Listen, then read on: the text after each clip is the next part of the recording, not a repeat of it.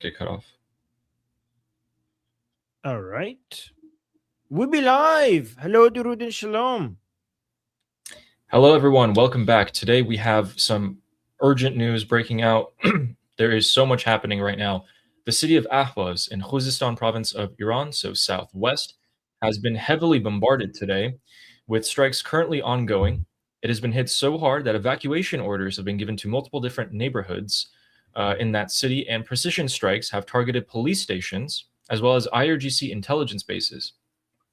CENTCOM has begun acting much more aggressively during this blockade and has already disabled a tanker in the Persian Gulf heading to Harg Island. So we'll discuss the implications of how much more aggressive CENTCOM is being with that.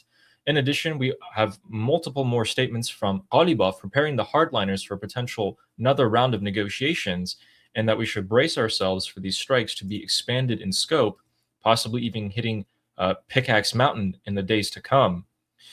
Donald Trump has given some additional statements today that we'll go over, as well as a new alliance with the country of Iraq in terms of dealing with the IRGC proxies. Hezbollah is still being pounded and utterly destroyed by the IDF as per usual. Good job to them. And let's get right into it. So, starting off with what's happening right now, we have the city of Ahvaz. This is a large city in the southwest of Iran. I'll add this here. And it is located right here. This city has been bombarded for hours now, but precision strikes are now targeting multiple different IRGC bases. And we can see the aftermath here from this. This is as close as the person was able to get, but apparently they're claiming that multiple different police stations, according to Vahid Online and Shin, have been hit. In addition to that, the IRGC are coming out with propaganda claiming that a children's hospital has been struck. However, upon further research, that children's hospital is located right next to the Ahvaz IRGC base. They usually do this. The Islamic Republic of Iran loves putting innocents in danger needlessly by protecting themselves the same way that Hamas and Hezbollah does, using innocent civilians and building their schools and hospitals right next to military targets. Just when you think they could get despicable, any more despicable, they can always surprise you on that regard. So, Armin, I'm sure you no stranger to that aspect of the Islamic Republic. Yeah. Also, just remember, no matter what happens, any tragic losses by Iranian civilians is the fault of the Islamic Republic and the Islamic Republic alone.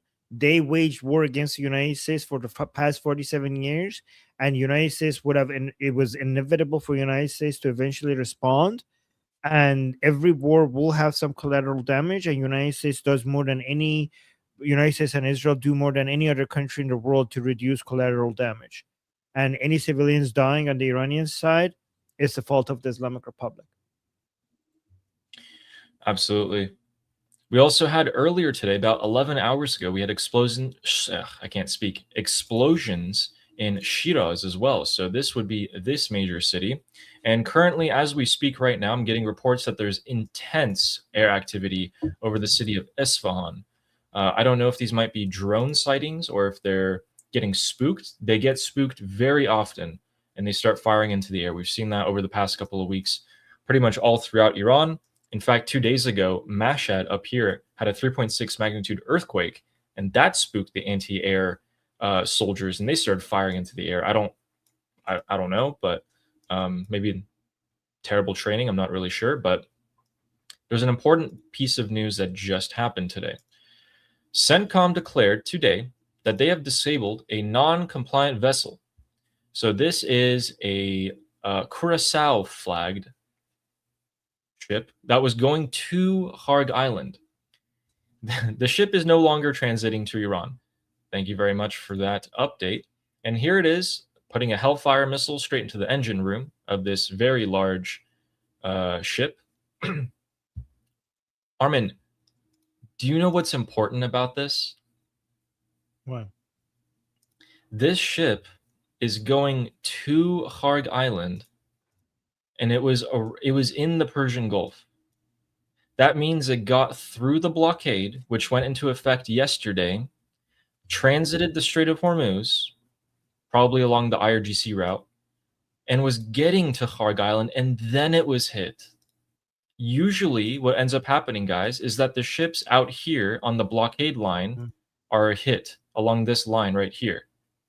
That means CENTCOM let them go all the way through, and once they saw they were approaching Kharg Island, they hit them. Now, the important part is that if you go to Kharg Island, you dock here to load up on oil, which relieves pressure from the oil wells and the drilling that they do in the refineries and the storage capacity. It looks like the United States is not going to let the Islamic Republic load oil onto tankers anymore. And so it looks like they are back on a timer again for these oil refineries to fill up. That's the significance of it. Is it possible that that ship was carrying stuff other than to No, so it was stated to be empty. Oh, but is it possible Yeah. that they're carrying stuff to rebuild or arm Kharg Island? Is that possible? CENTCOM, I think they specifically, yes. So here we go. Look at this. Look at this part. The really beginning. Disabled an unladen oil tanker. So unladen means without oil, but okay. Yeah. Yeah. Did So it looks they like say why? just non-compliant. It ignored multiple warnings, attempted to violate the US blockade, but then it did. So they let it go through and then they hit it. I think they want to send a message. Message? Possibly. Because here's the thing. Now, if you look at the Persian Gulf, if you look at Kharg Island, usually right around this area right here to the right, there's like 20, 30, 40, 50 ships that line up and they wait to dock here to load up with oil. I think that's kind of a signal to them to not do it. Maybe they won't even be let out. I mean, of course they won't be let out. There's a blockade. But there's a timer again. You can only load up so much oil here before there's pressure. So hopefully we see them keep on doing that.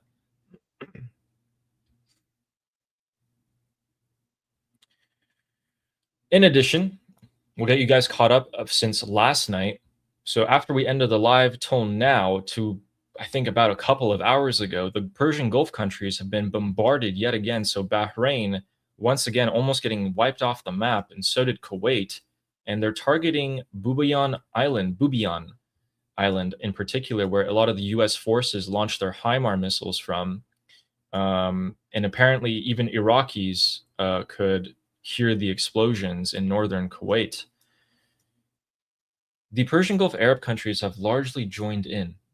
And, I think if we combine the strikes that the United States is carrying out, along with the expanding capacity at which they're doing so, plus the Persian Gulf Arab countries joining in, we have an interesting analysis that I'm thinking of. I want to give to you guys.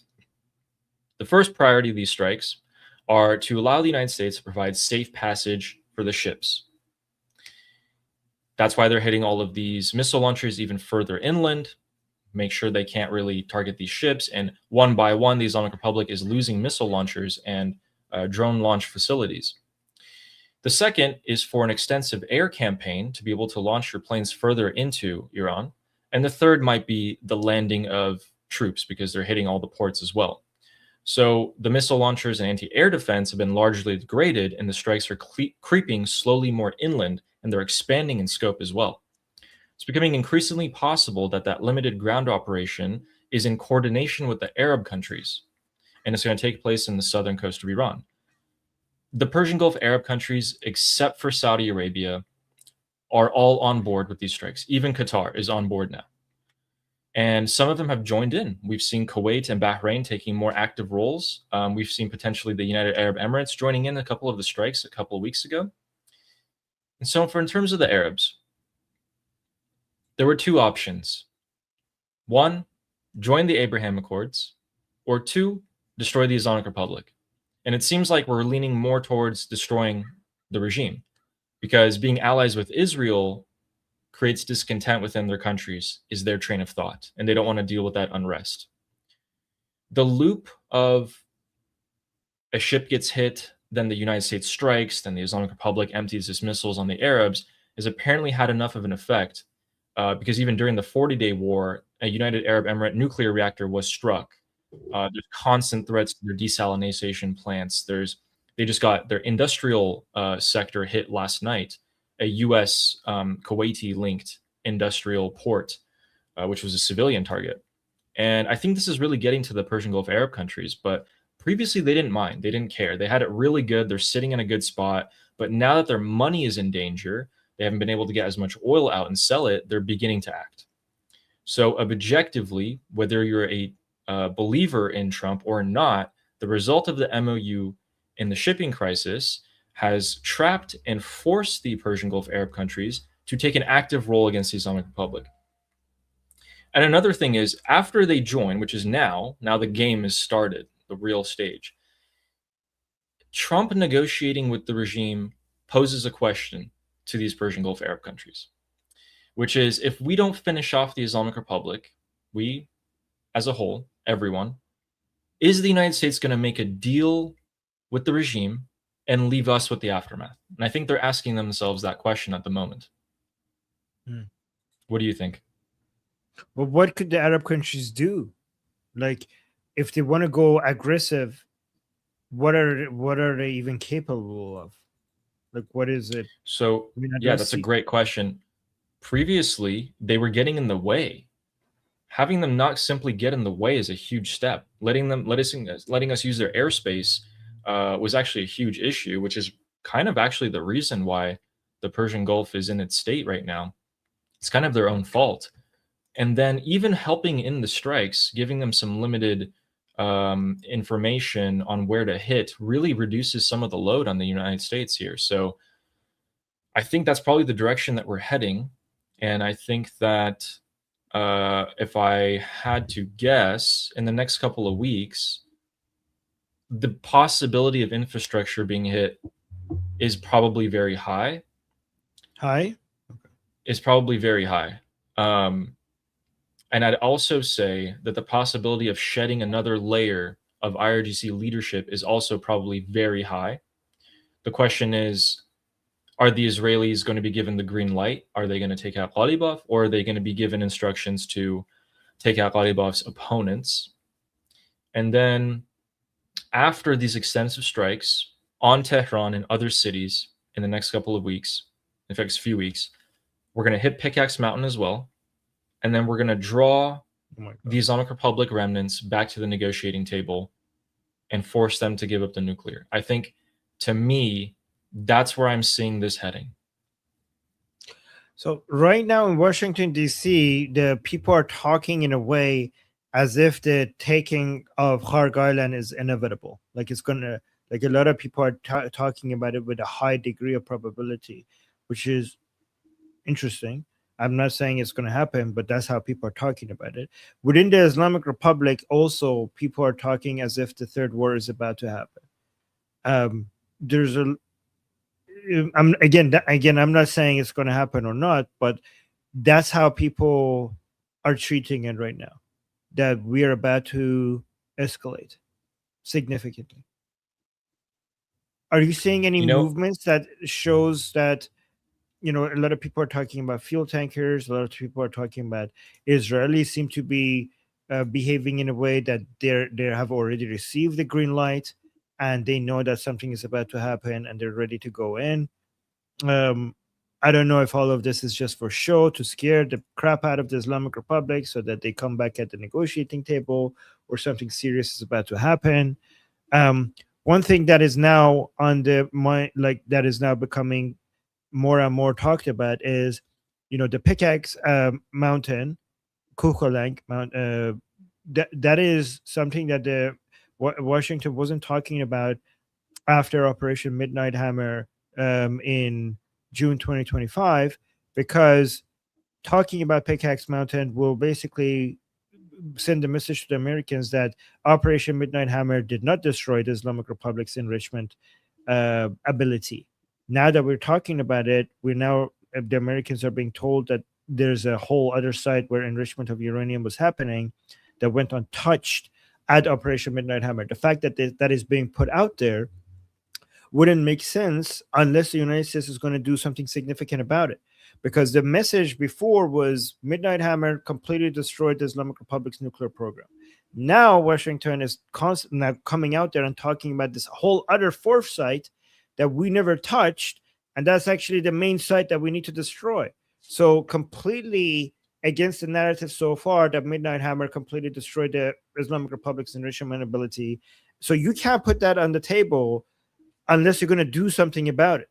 Because this whole, both Operation Midnight Hammer and Epic Fury was all with the goal of getting the Islamic Republic, stopping the Islamic Republic from getting nuclear weapons. Now that you're showing the Americans, like, by the way, guys, Pickaxe Mountain is here. Like, oh, okay. So then none of this would have worked to achieve the objectives that Washington, that the White House communicated with the American public, unless you do something about this. So why would the Americans now bring that to everyone's attention unless they're going to do something significant about it? Because now President Trump's military operations would be considered a failure unless you do something about Pickaxe Mountain, right? So to answer your great points there, so the first one is I have seen some things that are moving behind the scenes that do suggest we're going back to a bigger escalation, full-on war here, which is those 40 refueling tankers that they moved from Israel to the Qatar al-Zaidi base are now gone. As of yesterday, they are all now gone. Remember, guys, we thought that they put them there in the first place because they thought it was safe in Qatar. Even though it's closer to the Islamic Republic, it's safer because things are dying down. They're all gone now. They were used in these last week of operations, and I think they're back in Israel at this moment. We actually don't know where they are, but they're not in al-Zaidi base anymore. And this is confirmed via the Copernicus satellite. That's the movement on the ground. Another thing, we also don't know where the USS Boxer is, but we know it's close by. And we know that the strikes are all along the coast, the entirety of the coastline, to degrade any sort of resistance Islamic Republic can do. In terms of Pickaxe Mountain, I think you're completely right. Why would you even mention it if you're not going to do something about it? But also, why even mention it unless the Islamic Republic isn't doing something there that's of actual threat? If it wasn't of threat, it wouldn't matter. It could be any sort of dirty bomb making, enrichment, further enrichment of uranium. And the biggest threat is that we can't reach that site. Can the United States possibly bomb the roads leading to it? Maybe some of the tunnel entrances? Perhaps. But is it going to stop what's happening inside? We can't reach it because there's so much granite in the way. Something serious has to be done about that. And I think this is the build-up to it. Trump's goal from the very beginning, which never changed, was nuclear. And now that they found out under Pickaxe Mountain there's something happening, which has clearly alarmed the Americans, this is where we're going to. Well, to be clear, the Americans knew about Pickaxe Mountain from the beginning, like 6 years ago. They knew about it, right? But they didn't talk about it, and now they're talking about it. So they're talking about Exactly. it like, so now that it's out, now that you're telling the public about it, then you must do something about it. And there's only 3 things you could do about it, Ellie. Let me know if I'm missing anything, or do you agree? Either you're going to use tactical nukes, which is very unlikely, close to impossible. Yeah, very unlikely. So that's one of the only ways, because your bunker busters don't go that deep. So either you're going to use the tactical nukes, which you could already cross it off as extremely unlikely. 2, ground invasion, to go in and basically get rid of the site. That is like very unlikely. I mean, I don't know, maybe more likely than the first option. But guys, I'm not exaggerating. I don't see any other way other than the third option. The third option is regime change. Like with Pickaxe Mountain, you cannot use bunker busters. It's too deep in the middle of Iran for you to send a ground army all the way there down that deep inside of Iran. That would require hundreds of thousands of American military troops going in there. pretty sure the American voters will not allow that. So Pickaxe Mountain, the only way you could get rid of that is with regime change. There's no other way. Am I missing something here, guys? Let me know in the chat. Guys, chat, am I missing something? With Pickaxe Mountain, the only solution is regime change. I think you're close. I think there's a fourth option, but it meshes and melds with option 3, which you just said, regime change. It's that you allow Ghalibaf to be able to give up the uranium. Somebody's saying you're missing a deal. I mean, if Yeah, you so the Islamic Republic, the deal. okay, I think that is a fourth option. Okay, but that's also, if you're the Islamic Republic, if you give up your enriched uranium, you're gonna collapse from within. Guys, the Islamic Republic couldn't even hold back shooting at ships because of the internal demands for for fighting against Americans and getting the revenge for the blood of the supreme leader. So you think, like, given how much pressure the Islamic Republic based on its own base of support for not eliminating Trump and destroying Israel, what do you think is going to happen to the Islamic Republic if they come and sign a deal and say, "Here you go, Americans. Here are our enrichment uranium facilities." Like that deal, guys. Signing the MOU has broken the Islamic Republic. Imagine signing a deal that gives up that leverage. In fact, if they do give up that leverage, then they have nothing anymore. That is, signing a deal like that is regime change. Signing a deal like that will eventually, it's not a regime change, will eventually lead to a regime change. It's suicide. It's suicide. So I think regime change and signing a deal like that are basically the same thing. Yeah, and it's just in different steps. You're right. So here's the thing. We have some Ghalibaf statement that we should talk about. So he just said this today. Ghalibaf, Speaker of Parliament, based of the Islamic Republic, this is what he said, word for word. We must always be ready for war and stand to the last drop of blood for the security of the state and our national interests. We have never sought war, and we do not seek it today, but we must always be prepared for conflict. And then here we go. This is the important part. At the same time, the tools of diplomacy and negotiation must also be used to promote and establish national interests. And it seems like that's a preparatory statement for what's to come. What do you think? This part right here that I'm highlighting. At the same time, the tools of diplomacy and negotiation must also be used to promote and establish national interests. Yeah, Ghalibaf is still desperately trying to avoid a war happening. His life is on the line. Okay? You want to see somebody who, on the other side of this, in the American side, that is basically trying to de-escalate. So Ghalibaf is trying to de-escalate desperately. Trying to de-escalate. Yeah. There are elements of the Islamic Republic who are trying to escalate. Just like Ghalibaf on the Islamic Republic side, J.D. Vance just came out with some statements. He was on Joe Rogan. Look at this part. Let me know what you think about this. It's not awful. Good. It's not good, right? And so, like, if the Iranian people want to rise up and change their government, that's up to them. But we're not going to send 150,000 ground troops in order to accomplish a change in a regime unless the people on the ground themselves want to accomplish that outcome. Now, we're not going to send the troops in regardless, but like, to propose sending in the troops, you're basically saying that the U.S. military should do the job for the Iranian people. We're not in that business anymore. We're just not. Yeah, I mean, well, first, nobody asked for that. Like, I don't even know why we're saying that.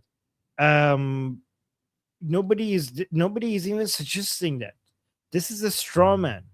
This is a straw man. I don't know what the question was here, but what the Americans could do to help themselves at a much lower cost with a much higher return on investment is to support the Iranian people by arming them.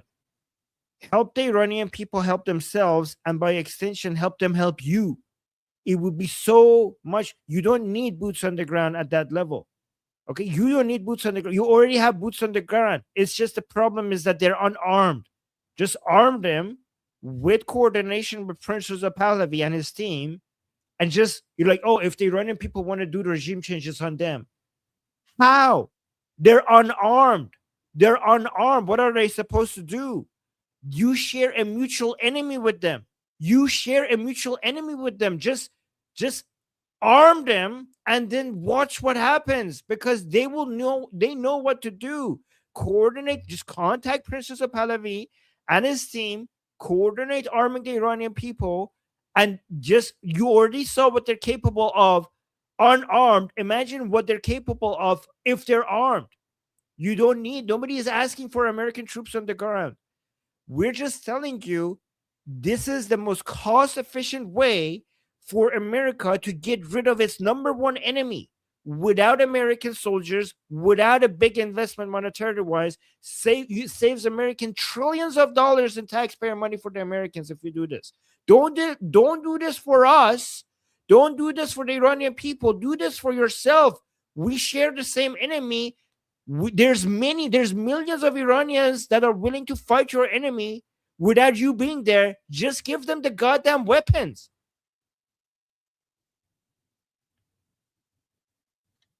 I don't even think, yeah, this is such a stupid response. It's just such a stupid answer. I guess he's on Joe Rogan. I guess he's trying to appeal to a specific group of the American voter base, but maybe the question was stupid. I don't know. I mean, even if you've been asked stupid questions all the time. I've been asked stupid questions all the time. We don't have to give stupid responses back. I don't know what he means by any more as well, but sure. No one asked for you to do that. It's completely unnecessary. Let's see what he says here. What the president has done, I think very, very capably, is said, we're going to use military force in this situation when it's connected to something we're trying to achieve. So if you shoot at ships, we're going to shoot at the facilities at which you used to shoot at the ships.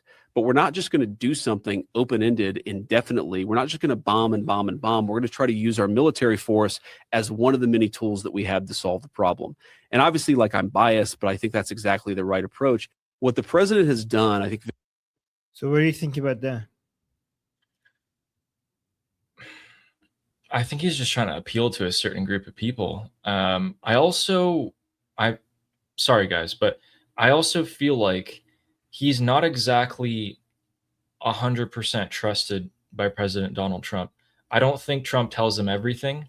I think there's a little bit of distance between them right now. And I think this is him trying to appeal to the people he's trying to get votes for in the upcoming elections. I'm not really putting much weight on what JD Vance says, to be honest with you. I just don't think he's in the loop completely. Like, if Marco said it, I'd be like, okay, you know. But yeah, him, I'm not so sure. I'm not saying he doesn't know anything. I'm just saying he doesn't know everything. That's all I'm saying. So, wait, question, Armin. Wait, can we go through more clips? Ask a question, but can we go through more, because I'm finding President Trump is having President Trump has a lot of new statements, and JD Vance also. Do you want to go through them? Should we listen to Donald Trump and see what he said today? Okay. Here, look at this. And then we'll go back to JD Vance, but I think this one I think we have the same. We might have the same clip. Here, why don't you show it?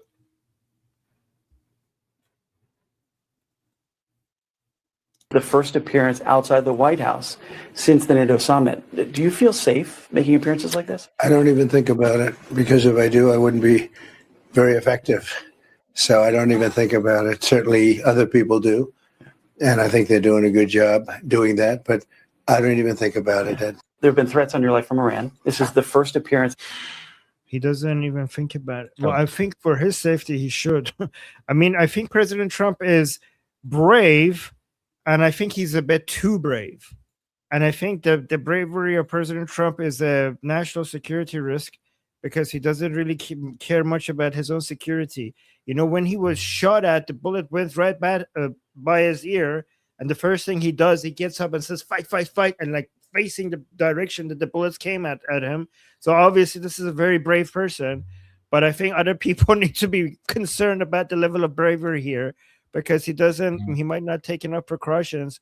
And like, if anything happens to President Trump, this would be like a big deal. Like it would be extremely tragic, not just for the Americans, but for the rest of the world as well. Here's another statement from President Trump.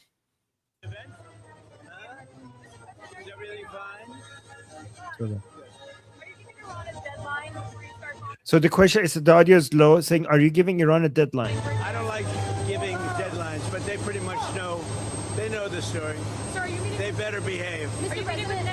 So I don't like giving deadlines, but they know the story. They better behave. I mean, technically, he did give a deadline. He said by next week they're gonna hit infrastructure. So he did kind of. He's given many deadlines. I think he's given many deadlines. I mean, he's right though. I mean, he doesn't like it, sure, but he's given a lot of deadlines. But those are two different statements. Okay. So actually, you're right. That's not a contradiction, because he gives deadlines, but maybe he just doesn't like giving them. Right. So here's another statement from President Trump. You came to the conclusion that you couldn't negotiate with the IRGC. Does that mean that you might wipe them out like you did ISIS? Yeah, it does. We will see what's happening. We received a call just as I was coming here. They want to meet. They always want to meet. But, this should have been done by other presidents for many years, for 47 years, but really a lot longer than that. And it wasn't. And I never understood why, but now I do.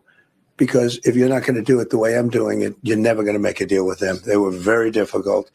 They're good negotiators. They were tapping everybody along for 47 years. Then Obama came in and he just offered them, a fortune of money. He paid them off. 1.7 billion in green cash and hundreds of billions of dollars.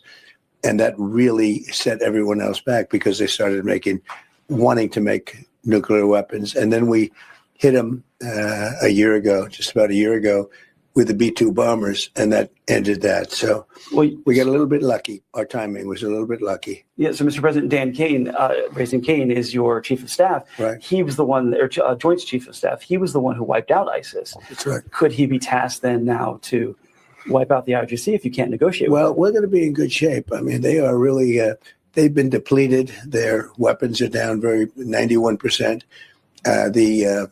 The drone capacity is way down. They still have, but not a lot. Their manufacturing capacity is down. Their rocket launchers and their missile launchers are way down. Their missiles are way down. They're probably depleted by 88, close to 90%. Now, that doesn't mean there's still not danger, and there is. They're nasty people, but they want to make a deal. I can tell you they want to make a deal. And you don't have to be a genius to realize, when you see what's happening to them every night. And now today we gave them a little daytime shot too. So this should have been done, not by me. This should have been done a long time ago, before. I mean, they want to make a deal, but you can't trust. They only want to make a deal not because they want to abide by the deal. They want to make a deal to buy time so that they could get to a nuke. So that's what needs to be added every time you mention that they want to make a deal. Emily Schrader posted this about JD Vance. Let me know if you guys agree with this in the chat. Emily is saying she posted this clip of him, and she said Vance is a loser in every sense of the word. Vance is a loser in every sense of the word. He fails miserably in talks the Islamic regime as expected, and instead of owning his failure, he claims that Israel pays to activate a smear campaign against them. Really? What the hell? He did that? He says Israel pays a smear campaign against JD Vance? That's a huge accusation. But I definitely think you have seen this very discreet, extremely well-funded campaign to try to derail the negotiation and try to derail the deal. And, there's this Time article that came out yesterday. A friend sent it to me. It's like worth reading, because it lists a bunch of people who have quite literally been paid by a former Trump campaign person who was himself paid by certain elements within the Israeli government. And those people are attacking me viciously for quite literally trying to accomplish the negotiation objective that the president set for the country. So what is their position? Like, they're attacking you how? Oh, it's social media posts. It's, you know, they're leaking to reporters. They're attacking me obsessively, saying that we should not be negotiating with Iran. We should just keep the military campaign going indefinitely. And that is their explicit position. And coming after me, saying that, you know, people have come after me and say that I'm influenced by Qatar, that I'm influenced by foreign governments, that, you know, I take my marching orders from Tucker Carlson, and there's just so much bullshit out there, when what I'm actually trying to do is accomplish what the President of the United States told me to accomplish, which is a settlement of this that accomplishes our objectives.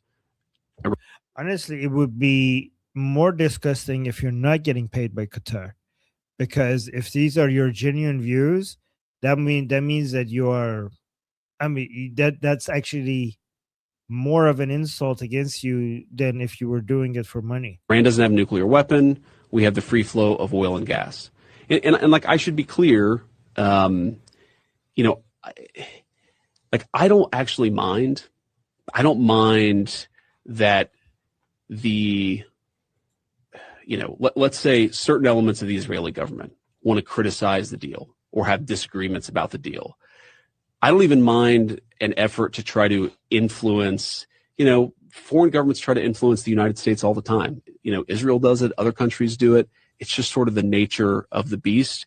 What bothers me is actually when Americans allow, meaning American leadership, allows that influence to affect their judgment and to affect what they are advocating for. That it bothers you that United States' #1 ally is communicating with American politicians what makes this allyship work. It bothers you that your #1 intelligence source of intelligence in the Middle East gives you information regarding how you could best destroy your mutual enemies. That's what bothers you. Israel has a proven track record at being very effective at killing your enemies without American troops on the ground in the Middle East. So if they're talking to you and they're telling you that we think this is what works, and they're talking to your politicians regarding what works in destroying your enemies, you listen to them because they have proven to know what they're talking about. That's what really bothers me. People are always going to try to influence the United States of America, whether they're allies of ours or whether they're enemies of ours. But again, when I open up the pages of Time magazine and I see that there's a literal foreign influence campaign being funded to tank the very deal that I was pursuing, and oh, by the way, many of the people who were receiving that money were actually attacking me in completely dishonest ways, you know, my response to that is, well, go to hell. I'm going to do what I have to do for the American people. I represent Americans first. Fuck off! You don't. You're not America. You're not America first. Holy moly! Can you believe he just said that? Yes, exactly. You could go to hell to Israelis, to US. How are you America first? How could you be America first? Be America first when you don't understand that Israel is the main defender of United States interests in the region. How do you not, like, you're not America first? And look at, guys, here's a summary of it. I have shit takes. Israelis have opinions.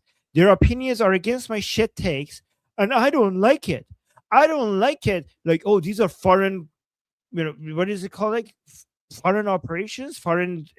But let me see what you called it. Like, this is affect what they are advocating for. That's what really bothers me. People are always going to try to influence the United States of America, whether they're allies of ours or whether they're enemies of ours. But again, when I open up the pages of Time magazine and I see that there's a literal foreign influence campaign being foreign influence campaign. So Israelis, because they're a foreign country and they have opinions about your shitty takes, they should keep it to themselves and not talk about it, because it would be a foreign, because obviously anybody from another country giving their opinion would be a foreign influence campaign. How could it not be? Because they're foreigners, and if you talk that would have an influence. So what are they supposed to do? Not criticize you? I see. Are you offended? Are you offended that people have opinions that is against your opinions? Is he complaining about Israelis having opinions that contradicts his opinions? Is that what you're complaining about? What are they supposed to do? Watch a disastrous policy against your own interests and Israeli interests and everyone else's interests, and know that this is a disastrous policy and not comment on it because your feelings. Vance is literally going on Joe Rogan and saying, my feelings are hurt because Israelis don't like my stances. That's what he's complaining about. Wow. Does anybody have a Wait, but there's butthurt more. claim? There's more to that. What? He's saying he's leaving out the part where he made the decisions that led to him being in this situation in the first place and then complaining about it. He put himself here willingly. This was his position. For the Israeli position, the MOU, he put himself here because he wanted and said all this. Now that it's not working out for him, oh, it's foreign influence. I'm doing the best for the American people. Is that gaslighting? Is it? Am I being gaslit? Yes, you are. You know why? Also, Ali, now that you mention it, here's something else. He started it.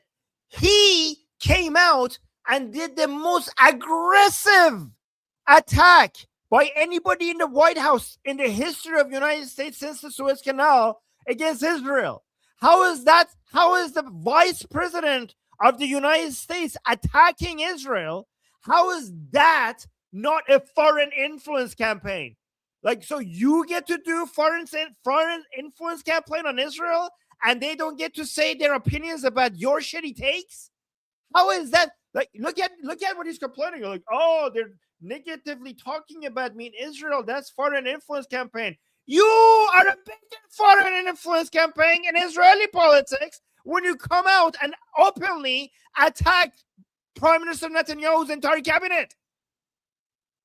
How is that? Like, you see, people don't know, oh, Israel is influencing us. We should stop that. You're influencing Israel. You're influencing Israel right before their elections.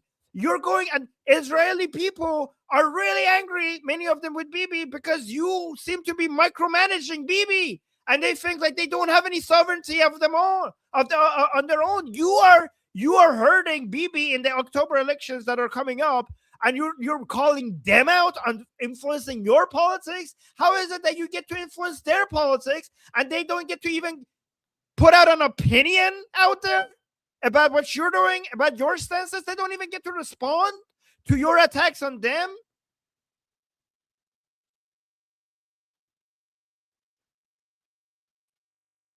Unbelievable. I think we know who we're voting for in 2028, ladies and gentlemen. Or at least I do. So we also... I do. Let me know if you want me to play. I have more JD Vance clips. Should I have only two. I think I have two more or three more. Can I play them before you go to the next updates? Okay. I don't know what these are. Let me see. So what is going on with Iran where it seems like the president keeps saying that a deal's been reached, negotiations have been successful, and then it all falls apart and we start bombing them again? Yeah, so how long do we have here? Because this is a long as much time as you need. So I have to explain a couple of things in the background so you sort of fully appreciate, people fully appreciate what's going on here. So number one, it's a bit of a simplification, but you have two elements within the Iranian system. You have, and you sometimes hear hawkish Americans say this, that they're all crazy people. They want to bring about, the 12th Imam and the apocalypse and all that stuff. Please tell me that you're not going to say not all of them are like that. Please, for the love of anything that you consider holy, do not say that's the wrong take. Oh my God. You have, and you sometimes hear hawkish Americans say this, that they're all crazy people. They want to bring about, the 12th Imam and all that stuff. Right. There are people in Iran who believe that. They're also pragmatists. You've got the crazy people, you've got the pragmatists. Okay.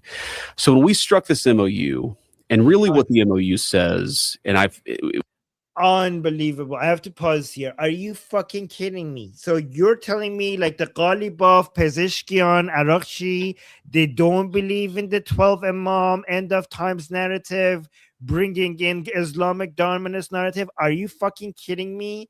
Are you fucking kidding me? This idiot has no understanding of the Islamic Republic politics. He has no idea. What an idiot.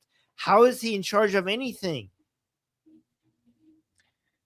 I think this is what has been influenced. Okay, so guys, up until just a few weeks ago, I think him having this shit take and genuinely being ignorant, he has information available to him, doesn't care.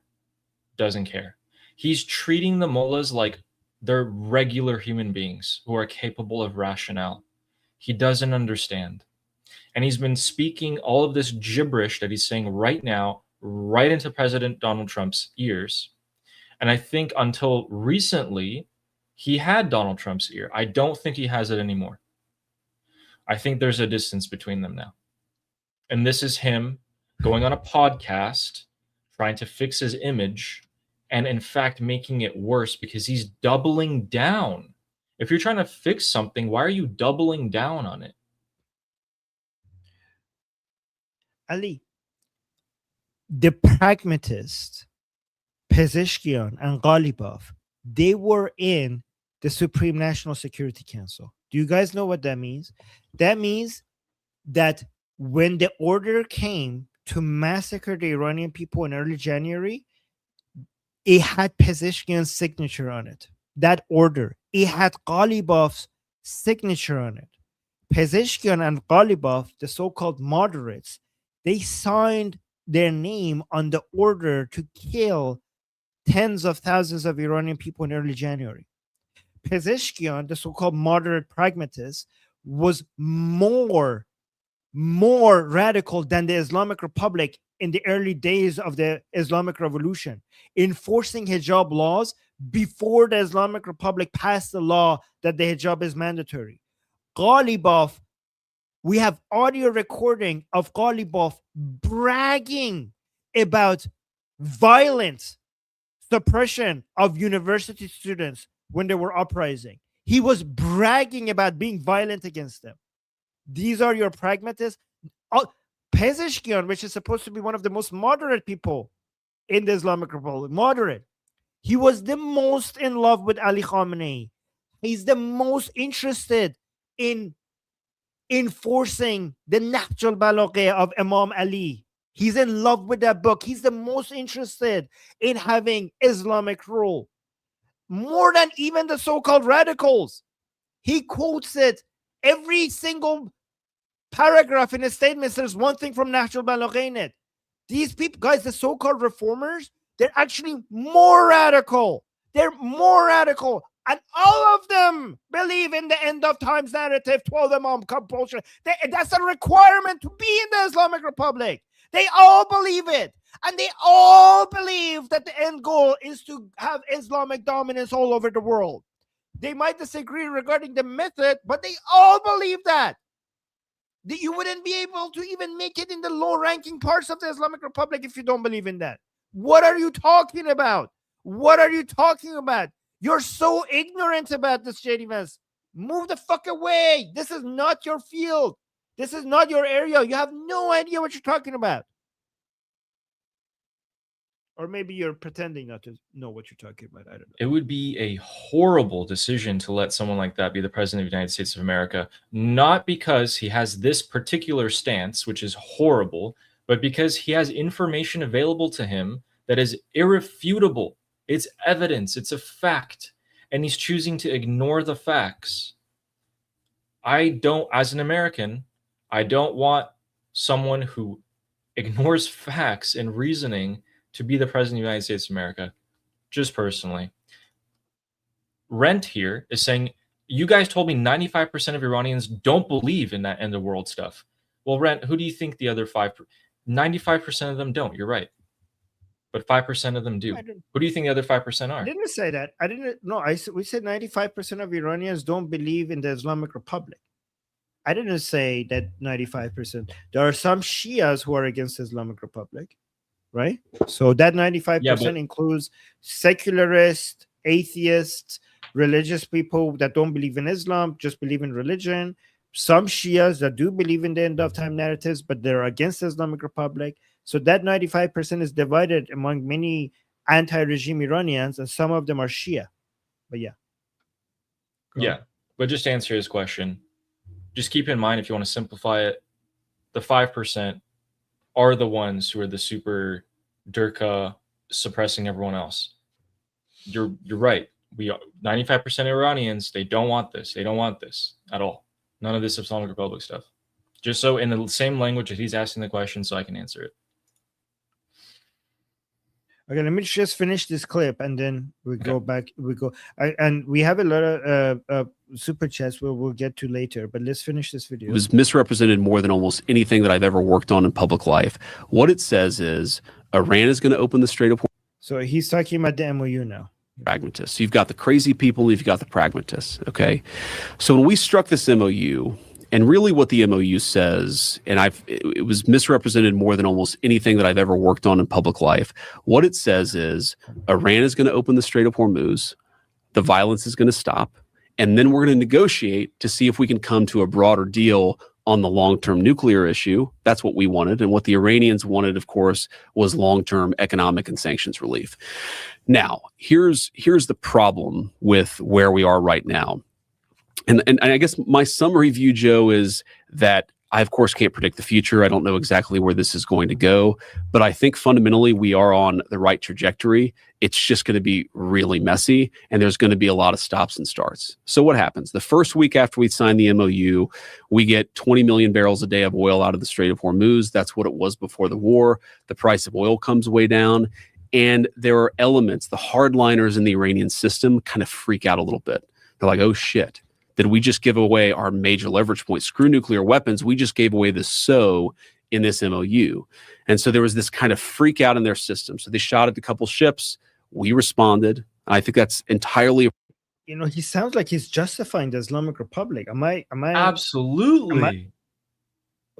Oh he's my! Saying like, guys, let's look at that from the perspective of Islamic Republic. They had some point when they like, you know, let's not get to. Yeah, let's not be unfair to the Islamic Republic shooting at some ships from their perspective. This is I don't know. I mean, I know it's good to look at things from your enemy's perspective, but you also have to clarify. Like, if it was me as a vice president of the United States, I would try to make sure that I don't sound like I'm justifying what they're doing. If you're in school and you just sat in the principal's office, right? Because your parents are with you. And the principal's like, yeah, you know, there's some kids who are beating up on your son. And we understand that, you know, but it's just some of them. You know, a lot of the kids are really nice and they want to get along with your son, but some of them are beating him up. Okay, are you going to do anything about those kids who are beating up our son? Or are you just saying that, you know, hey, yeah, there's some of them. Oh, yeah, you know, let's focus on the good kids. You know, the kids who are beating up your son, just forget about them for a second. They're just like that. What? No, to be fair, it is important to see, like, even from the bully, what their perspective is and why they're doing what they're doing as an explanation, not a justification. But if you are the vice president of the United States, you have to make it very clear to your audience that this is an explanation, not a justification. If your explanation starts sounding even a little bit like a justification, you need to clarify that they shouldn't be doing this, and we're gonna F them up if they do that. Even if this is what they think from their perspective, that is the wrong perspective. That's what you need to clarify that. Right. But anyway, let's continue. We responded. I think that's entirely appropriate, of course. If they're going to shoot at ships, we are going to shoot at the people who are shooting at the ships, or we're going to destroy the facilities that they're using to shoot at ships. So that happens. Okay. And then the Iranians are like, oh, no, fine. That you're right. We shouldn't have been shooting at ships. So then they come back to the table, and there's a few more days of negotiation. Well, they're lying. We shouldn't have been shooting at ships. That's just buying time. Oh my That's just God. buying Yeah. time. They shoot at ships and we're like, oh, sorry, we shouldn't have done that. Let's go back and talk about it. This is just them buying time. You should know this by now. And then the It's phase that exactly like you're in the schoolyard. You're the kid. Okay, now it's the next day in school. Your parents are gone. Everything's cool. Go out in the yard. The bully smacks you in the face. Okay, knocks you to the ground, and then you get up and you punch him in the face and knock him to the ground, which is what the U.S. just did, right? They hit him back, and then the bully's like, "No, no, please, please don't hit me anymore. I'm sorry."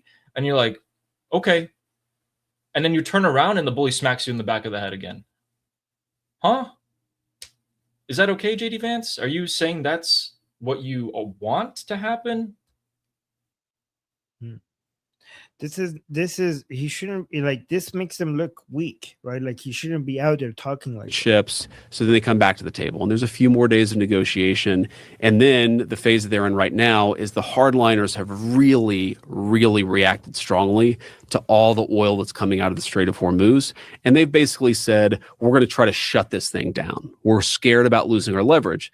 Now, the pragmatists. So here, look, hardliner pragmatists. JD, have you considered that maybe they're in it together, at least the people within the regime, that they're doing this, that they're playing good cop, bad cop on you?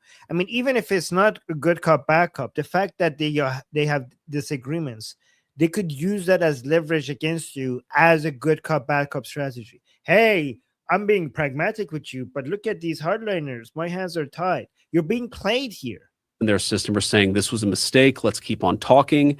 And again, do I know how this is ultimately going to shake out? Of course I don't. But what we're doing is a delicate diplomatic dance where we're using economic leverage points. We're using carrots and sticks. We're trying to talk to the pragmatists. And then, of course, when they commit acts of violence, we're responding to it.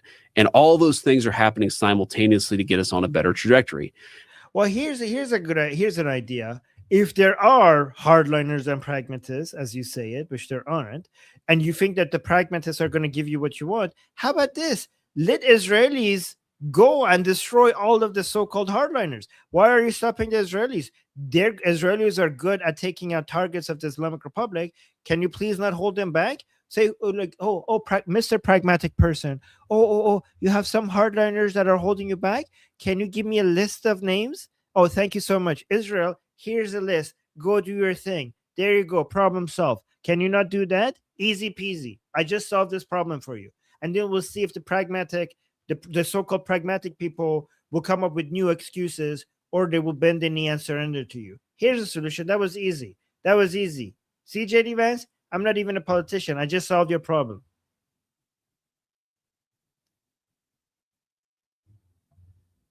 Okay. I think you could go to your update. Yeah, that was the last one. You could go to your updates. But guys, at some point we need to respond. People have some really important questions regarding everything we covered. Do you want to do super chats now? Because let's just do the super chats. Yes, because there was a lot of it was about what we just talked about. There you go. For example, so guys, we'll give the updates right after this, and then we also have some good clips today. So let's read these super chats real quick. Arik-san is saying, let's start today with a massive FJD Vance. Guys, everyone can have their own opinion. We're attacking what he's saying. Okay, we're not attacking his character, him as a person. Actually, I kind of was by saying he's not really. He's actually he's pretty ignorant actually. So yeah, maybe I am. But just that part. Ali just said in real time. Yeah, I kind of realized. Guys, this was great. Ali was like, guys, we're not attacking the person. We're just attacking someone. Actually, maybe I am. I am attacking. Yeah, that was so good. Okay. It was just one part. Okay, but thanks, Arik-san. And Yazid is saying, my family in Ahvaz says explosions are rapid. There were several dozens of explosions. As I said, if you go back to the first minute of the video, that was the breaking news of today. That's a lot different than usual. That's actually not the only police station, and there was a checkpoint in Ahvaz targeted as well. So these guys are literally IRGC officers that are being targeted. But also on the other side of the southern coast in Chabahar, we'll cover that too, but more police stations were struck. And it's really interesting to me to see that we're moving on to striking police stations and intelligence gathering basis for the IRGC. So Yeah, Yazid, I hope your family is okay. They got evacuation orders because the intensity of these explosions were super high. However, they're all precision strikes. And there's video proof of that. Like, for example, and they had to be, the IRGC base, one of them in Ahvaz, is literally sharing a wall with a children's hospital. The children's hospital didn't suffer any damage. The IRGC base right next to it, obliterated, on fire. And yes, the children evacuated, they're all out. But yes, Yazid, thank you for that. And Amir the Cricket saying, praying for the Iranian protesters in Iran. Be safe. FFS, please have a plan. Don't repeat January. Javid Shah. The Crown Prince Reza Pahlavi is not going to give the final call to come out until he sees a big degrading of the repressive forces. Unless a lot of these IRGC defect, the checkpoints, the weapons on the streets, unless a lot of them are gone, I don't believe he's going to give a final call. So there's absolutely a plan this time. Now that we have the data, we know how many people are going to show up and what the Islamic Republic is capable of. We have a plan, 100%. And he's talked about it. Crown Prince, he's talked about it. I appreciate Amir's care and concern so much. Thank you, Amir. Yeah, thank you, Amir.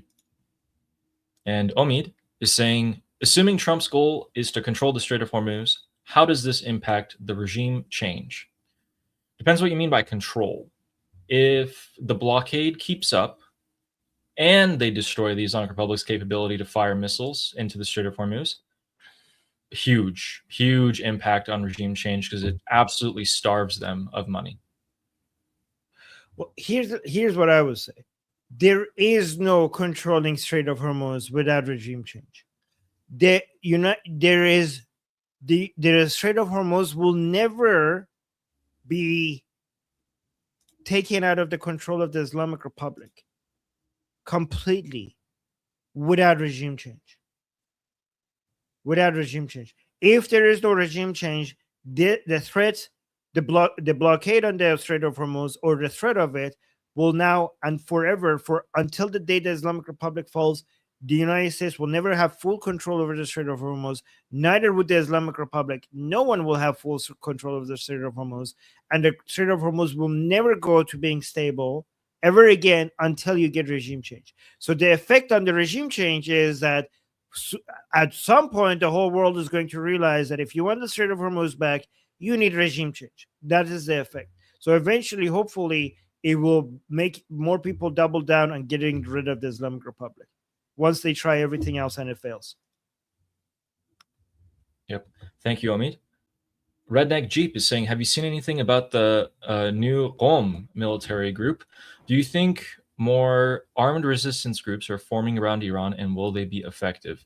I did see that video. I can't show it to you guys because there's AKs everywhere, but in Qom, there's a new pro-Iran, I don't know if they said Javi Shah, but they said Payanda Iran military group that they formed. We'll see. It's really hard to say. There's 3 people in that video. They're not going to tell us their capabilities, not going to tell us how many people they have, how many guns they have. It's really hard to say what they're going to do, what they're capable of, who they're going to align with fully. But, you know, we have to see on that. I'm sorry, I can't give you a better answer than that. But yes, I did see that. Any armed resistance groups that doesn't say Javid Shah or anything about Pahlavi cannot be trusted. If you see any videos of any armed forces inside Iran, if they don't mention Javid Shah or something Pahlavi related, then we cannot trust them. And even then, we still have to be careful. But just know that. Thank you, Redneck. So as long as they're pro-Pahlavi, that's great. And Justin is saying, this interview is very telling. This is pure DC swampism. If he wasn't really doing what he's accused of, he wouldn't care. He's gaslighting everyone. Yeah. You know, like, if he's being willfully ignorant, that's a huge issue for any politician. But if he's given instructions to specifically say this, which, I mean, it's a low possibility, but it's a possibility, then okay, I understand. I think he's still worried about his image and is still doing damage to himself. I'm not sure why he would put himself in that position. He didn't have to. Absolutely, he didn't have to. I think honestly, he's being intelligent for his own goals. You know, you have to understand, like, I think people are usually smarter than we give them credit. They might be ignorant, but they're not that stupid. I think they're just, you know, the explanation for JD Vance's behavior is that he understands that his base of support is a whole bunch of isocucks. Isolationist, anti-Israeli people are a huge base of his support.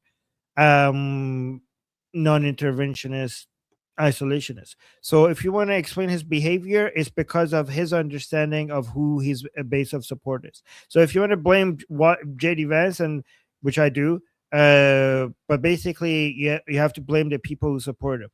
He's just trying to appeal to that kind of crowd. That's what that's the main, the best explanation for why he says the things he does. Every time he says something that you don't like, just ask yourself, why is he saying that? And just remember that the main people he's trying to appeal to are a bunch of isolationist, anti-Israeli people.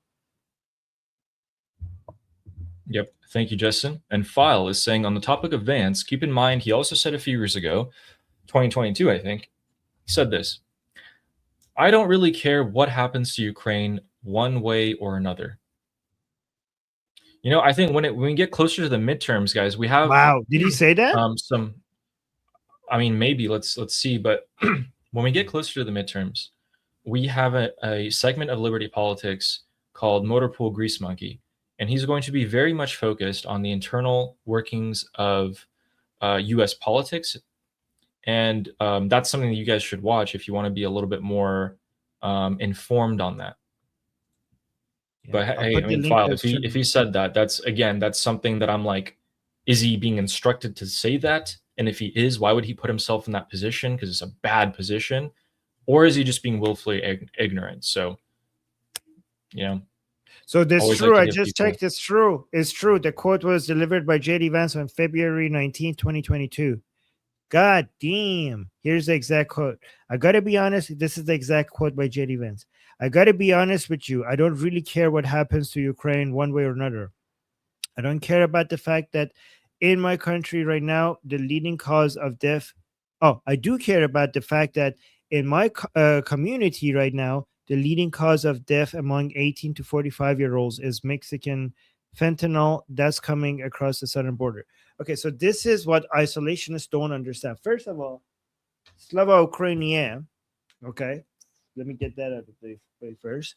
Second of all, the United States gets to afford protecting its own citizens against crime and drugs. All the programs, every single program that you want to invest in to protect your citizens comes from United States being a superpower. And the reason why United States, one of the many reasons why United States is a superpower, is it's the allies of United States. One of the reasons why United States has a giant economy is its trade relationship with the rest of the globe. One of the reasons why United States has a giant economy is the stability that it provides by securing international maritime trade routes by being present everywhere in the world. One of the reasons why United States provides enough safety and security that stabilizes international the global economy worldwide is by supporting its allies like Ukraine. One of the reasons why United States gets to afford protecting people who are being hurt by, I don't know, fentanyl addiction, and the reason why United States gets to afford protecting its borders against drug cartels bringing drugs into its borders is because it has allies like Ukraine and Israel fighting against enemies like Putin and Hamas and Hezbollah and the Islamic Republic. Because here's the thing, JD Vance, here's something that you don't understand. If it wasn't for countries like Ukraine and Israel, then you would have to send your own soldiers there to fight your enemies, and that would be astronomically more expensive. Astronomically more expensive in both dollars and lives of your soldiers. And if you had to spend for all of this yourself instead of relying on your allies, then you wouldn't be able to afford to protect your border in the way that you might be right now. And you wouldn't be able to afford to take care of your citizens against fentanyl addiction. So these things are connected. But again, an isolationist mind will not understand how these things are connected, but they are connected. So here's my response. But anyways, let's go to the next. Thank you, File. And Push-Ups is saying JD is only tough when talking to Bibi or Zelensky. I mean, there's no problem with being tough. It's more how you're being tough. Like, I want a tough vice president. I don't like when he says that, you know, Bibi is this or Bibi is that and Israel is this and Israel is that. Yeah. Oh, you need to be tough. Yeah. I mean, Push-Ups is right. You need to be tough, but not to your allies, to your enemies. These are your allies. You need to go be tough to your enemies. And Kitty is saying, you're pretty far off on disarmament. Kitty, I'm not. I know exactly what I'm talking about. And anybody who doesn't understand this doesn't understand how the economy works. Yeah, but thank you, Push-Ups, for that super chat. And Justin is saying, I've never liked this DC elitist. As soon as I heard he graduated from Yale, that was all I needed to know about the guy. Ivy League schools are the breeding grounds for these elitists. I mean, that's more of a personal attack there, Justin. I would completely respect your opinion on that. It's okay. Let people do personal. People get angry sometimes. Here's the thing. I have no problem with personal attacks. I only have a problem with personal attacks when they replace an argument if you're intending to make an argument, right? So Yeah. If you're intending to make an argument, if the personal attack is the entirety of the argument, then that's a ad hominem, and it's a logical fallacy. But if you do a personal attack and make an argument, then you could make a personal attack because your argument was already there. And if you're not even intending to make an argument and you were just wanting to make a personal attack because somebody is frustrating you, I don't see any problem with that. The only time a personal attack is, in my opinion, problematic is if you're trying to make that argument and the whole attack, the personal attack, is the entirety of your argument. That's the only time I think it's wrong. Yeah. Gotcha. Thank you for the super chat, Justin. And we have Hezi saying, I love the way you defend us, but why don't you trust any other Israeli leader except Netanyahu? I never said that. I really like Naftali Bennett. I know some Israelis will be upset that I say that. Naftali Bennett is okay. Actually, the main person I like in Israel is Gila Gamliel. Okay, right? So, because she's the most in connection with Princess of Pahlavi. But Naftali Bennett, I liked a lot of the things that he says regarding how aggressive he's going to be against the Islamic Republic. I also know that Naftali Bennett is the person that coined the term, coined the idea that to get rid of all of the proxy, all Hamas, Hezbollah, all of these other terrorist groups, you need to go for the head of the octopus. That his understanding is that Israel is going out for the tentacles, but you need to go directly at the source, which is in Tehran. Again, you cannot really judge that much because these might be campaign talk. And you have to judge a politician. Here's the thing, Hezi. A lot of these other politicians sometimes say things that I like, and they might even say things that I like even more than Netanyahu. The issue is that we don't see them. We haven't seen their track record. It sounds good, and I like it, but it might be just campaign talk. The reason why it's easier to defend Bibi is because he's been your prime minister since, I don't know, forever, for a very, very long time. So there's a lot that we could judge. These other people, we haven't seen their track record as prime minister. So, I mean, as long as Naftali Bennett, for example, does the things that he says he's going to do, I kind of like him as well. But we don't know. It might just be campaign talk. Gotcha. Bibi has a track record. He does, yeah. And so does the IDF. I like the IDF. Thank you. Yes, Hezi. you know what? Actually, you're right. You know what? The main praise goes to the IDF and Mossad and what is it called? The other intelligence group. So Shabbat, not Shabbat, Shabbat. I think it's the internal intelligence agency. Let me know if I got that wrong. And Amman, which is the IDF intelligence agency. Right.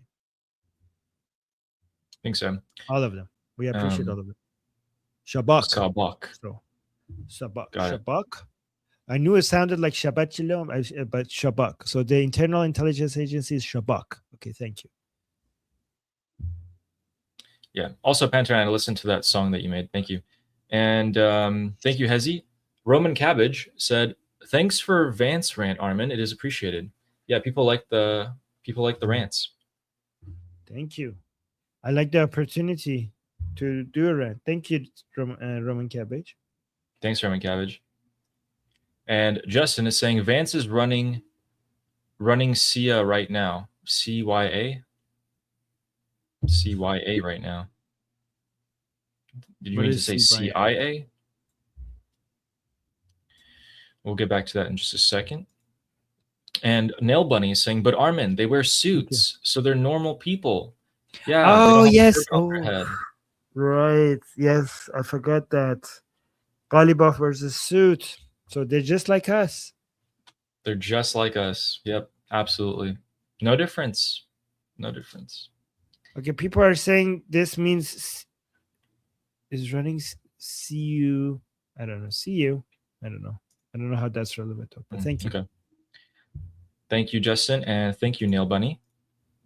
CRW saying Vance going on Joe Rogan to defend his position right before the war is likely to expand.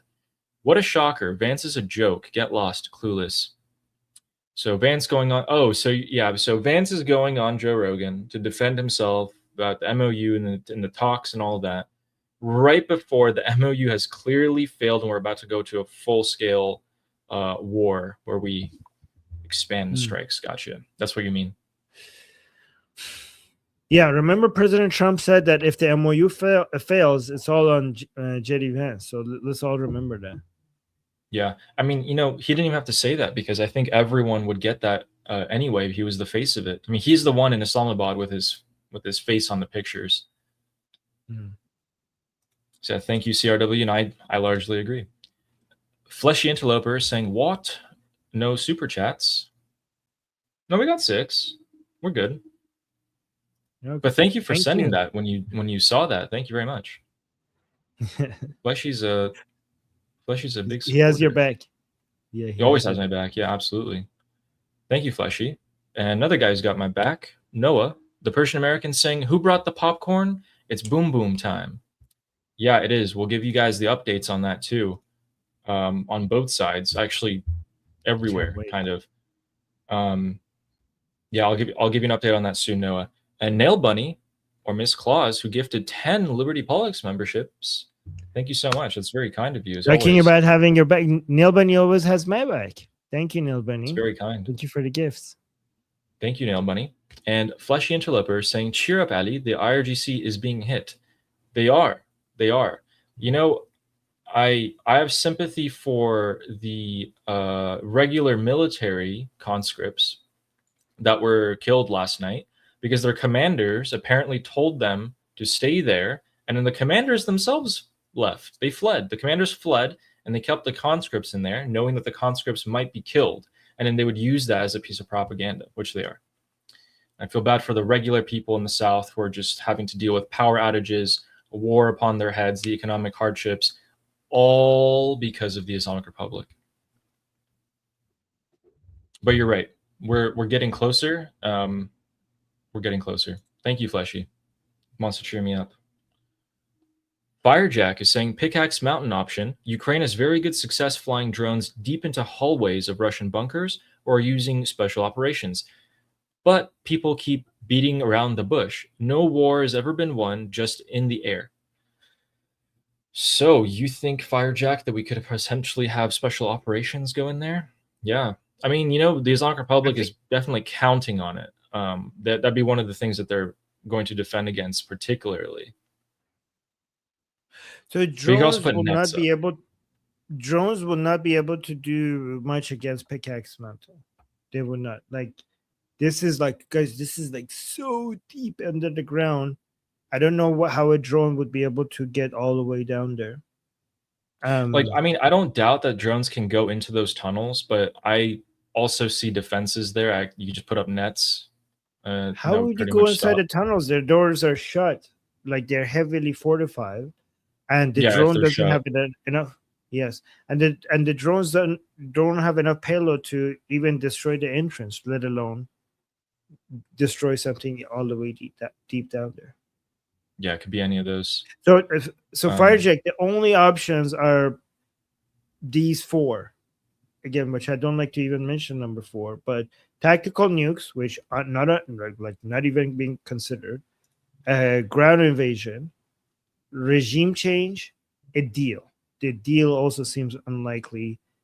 I mean, if it happens, it's basically regime change. But the best option for Pickaxe Mountain is regime change. I honestly don't see any other way.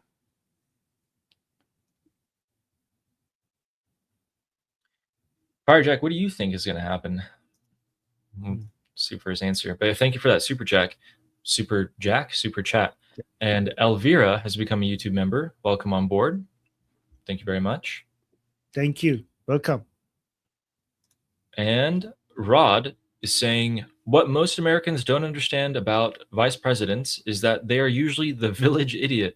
The reason is they serve as a warning to Congress. If you impeach me, they're the next up in line. Oh my God! You know what? I had a crazy thought last night. I was like, hold up. Which right, Rod? I mean, it seems like maybe you're That's right. I don't know. But you know, I had an interesting thought, guys. What if, for this third term as a president, Donald Trump runs as a vice president to his own son? His son becomes president, and then his son, once he's president, right there as he's sworn in, resigns, and Donald Trump, as the VP, becomes the president, the acting president. I'm just saying. Okay, anyway. Yeah, Rod, maybe you're right. I don't know. He's had a record, apparently, since 2022, saying things about Ukraine as well. So it's not looking too great about international policy. Thank you, Rod. And Feinstrass with a super chat saying he should be put in a straitjacket and sent back to the asylum. Keep him far away from the White House. Bring in Rubio. Okay, that's definitely in line with Feinstrass's usual chats here. Yeah, you know, it's very strong. Straitjacket. Okay. It's Feinstrass. so intense. It's so intense that Ali is like, okay, yeah, this is pretty much on brand with Feinstrass. Yes. Yeah, that's thank you for that super chat, Feinstrass. Thank you. And I feel like if I repeat that one more time, I'll get put on a list. And we have Fleshy Interloper saying Ukraine killed Russia. It was cheap. You're welcome. Yeah, these drones are really being really effective. Quick update on the Russian thing, guys. The U.S. So actually, right before Lindsey Graham died, he came back from Ukraine, and he was about to pass a massive sanction bill against Russia, censoring their oil as a killing blow. Ukraine's already blowing up all their oil refineries. The U.S. was about to slap sanctions on Russian oil, like heavy sanctions on them too. So, yeah. Thank you, Fleshy Interloper. Slava Ukrainian. Feinstrass is saying, and because YouTube won't let me put it in a super chat, F Vance. Gotcha. You know, some people are feeling some pretty strong things about him. And then, yeah, Feinstrass in that chat is like, I'm being kind. Okay. Now, do you ever wonder what it would look like if she wanted to be mad at you? Like, this is her being kind. So, yeah, that's, you know, true Persian woman right there. You know, keeping up the reputation. Iranian. And also saying, yeah, Iranian woman, I have nothing more to say, but I thought you should have one as well. Wait, what? She came to she did one super chat on one channel, and then she did it on the other channel because she is very kind. Deep down, pitied me. Yes, she pities me. I don't want your pity super chat. There's some kindness over there. Thank you. Thank you for the super chat. That's very sweet. And Omid, who's gifted me 2 memberships for my channel. Thank you very much. Appreciate that as well. Thank you. Big dog. So Feinstrass is saying Feinstrass is saying that she is Persian Iranian, but I just don't want to assume, right? Because we Okay. have many Same different as me. Iranians, right? Yes, yes. But also we care more about the Iranian identity than the Persian identity, right? The Yeah. Persian, Oh, yeah. when it comes to Persian, we celebrate the Persian language and the Persian culture. But when it comes to the identity, we go with the Iranian identity. The Persian identity is not that important to us, right?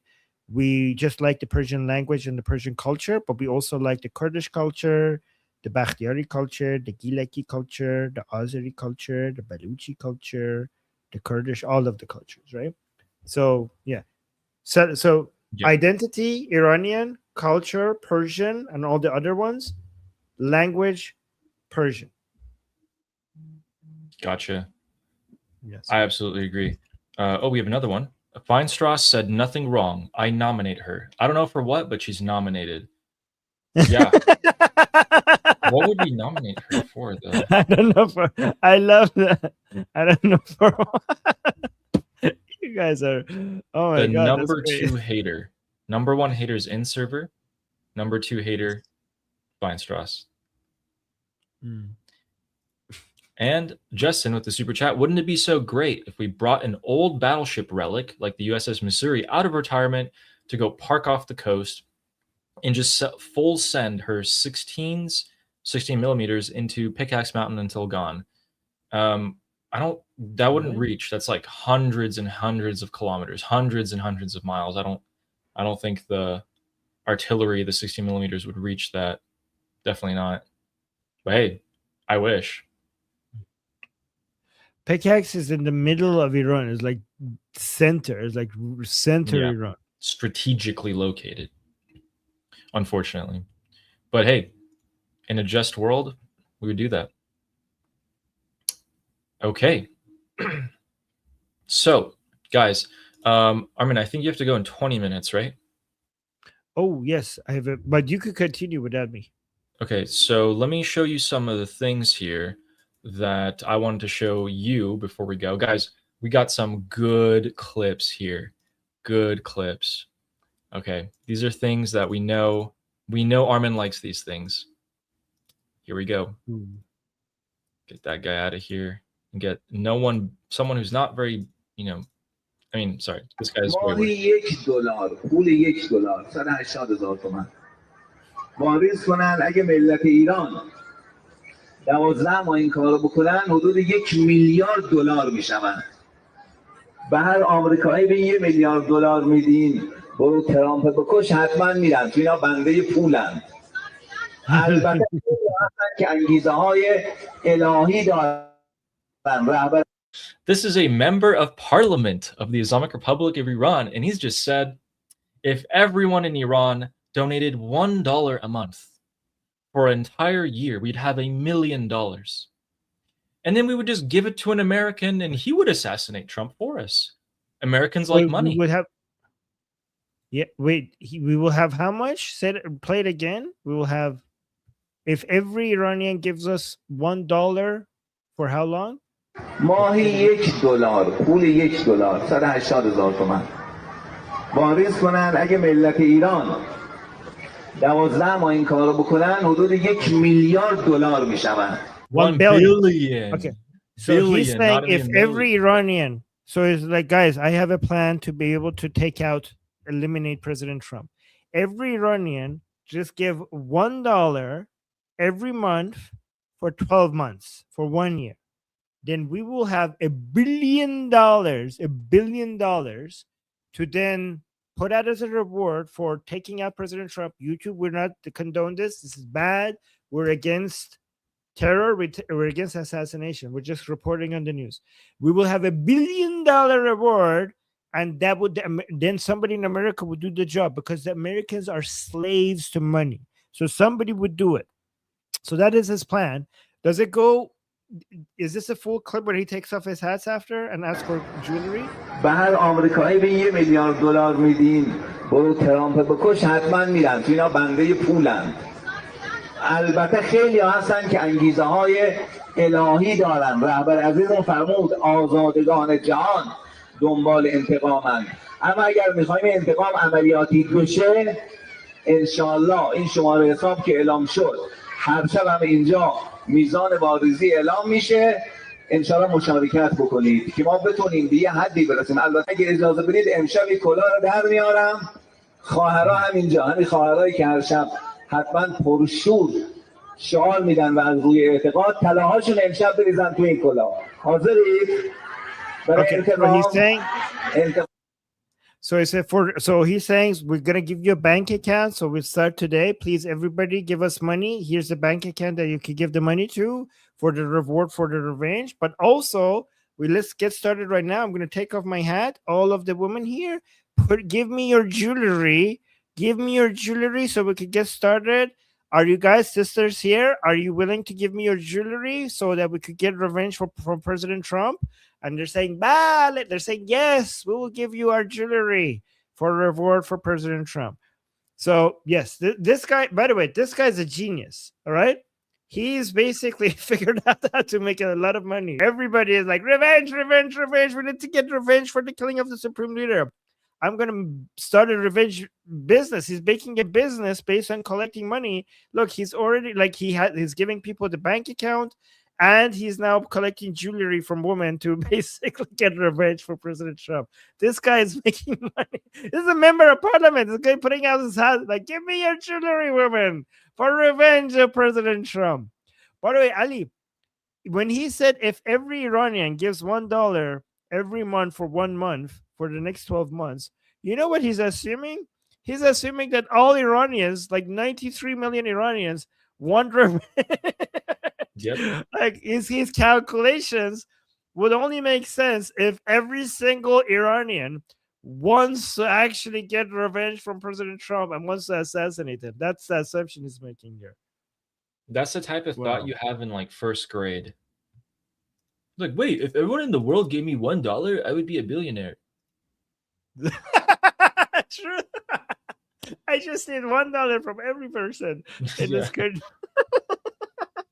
You know what? This might actually work the opposite. I'm pretty sure if there was a fund from Iranians to put $1 in it and get rid of the Islamic Republic and to assassinate all the heads of the state, they would sell their houses and donate to that fund if they had to. It works the other way around. Oh my God. So, okay, let's give a quick update before we go to the next clip here. Guys, so the skies over Kuwait are once again intercepting dozens of hostile drones after getting hit by ballistic missiles earlier today. And we also have jet activity over some of the major cities over Iran, probably Air Force, the Islamic Republic Air Force. Donald Trump has posted on Truth Social, and he has posted this. Share this with you guys. Iran has allowed an American citizen who was wrongly detained in Iran in December of 2024 under the presidency of sleepy Joe Biden to leave the country.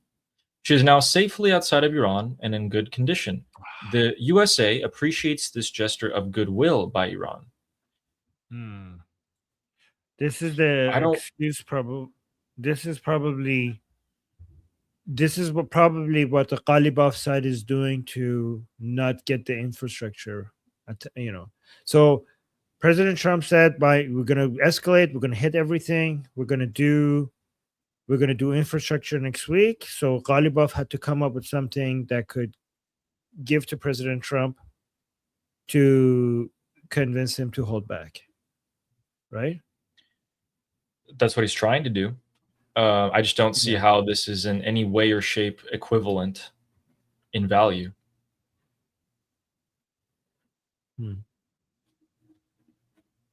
I don't even know why he would post this. Do you agree that this is a Ghalibaf attempt to he gets onto a phone, like every time the IRGC does something and President Trump comes out and says like, okay, this is it. We're going to F things up. We're going to destroy things, right? And then, I think I understand. And then Ghalibaf gets on the phone with President Trump, but like, okay, let me give you something very special so that you don't have to, so that you don't do that, right? How about like, what do I do? What do I do? What can I give? And this is what Ghalibaf came up with. I'm not saying if it will work or not, but I'm just saying this is Ghalibaf's No, you're not saying that. Yeah.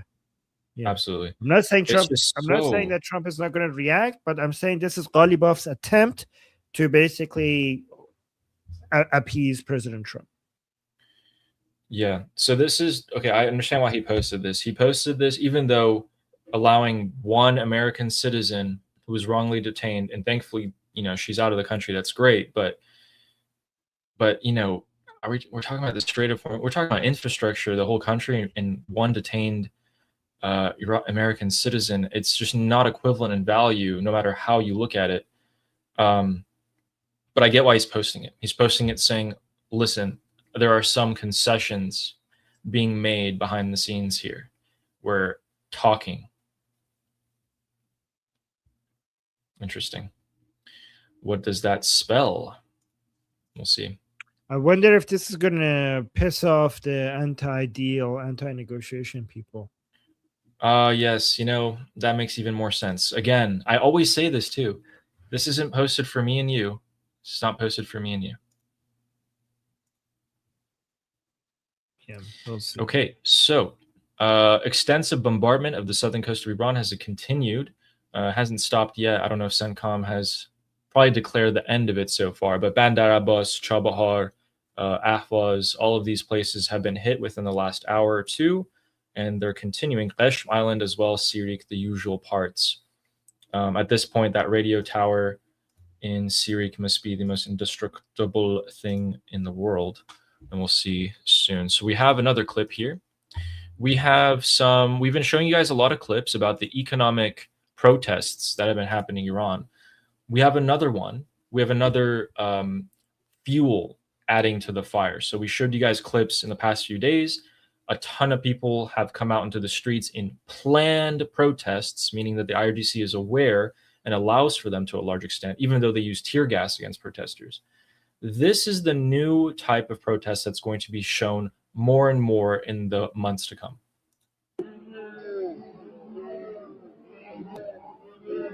Okay, so basically the audio is kind of messed up. These are factory workers. They weren't getting their pay and they still continued to work. And now they've been laid off. They've worked for months with no pay and they've finally been laid off and the company can't afford to pay them. And they are furious. Not only them, this is happening all over the country. We're going to see a lot more people added to these protests because, again, we've been saying this. There's usually two sparks.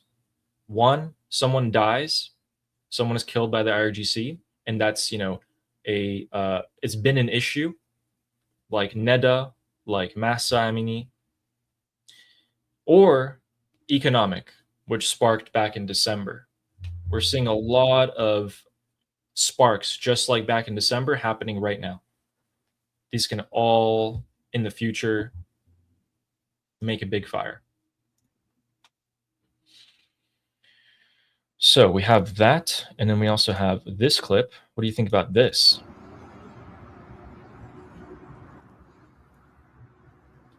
Oh.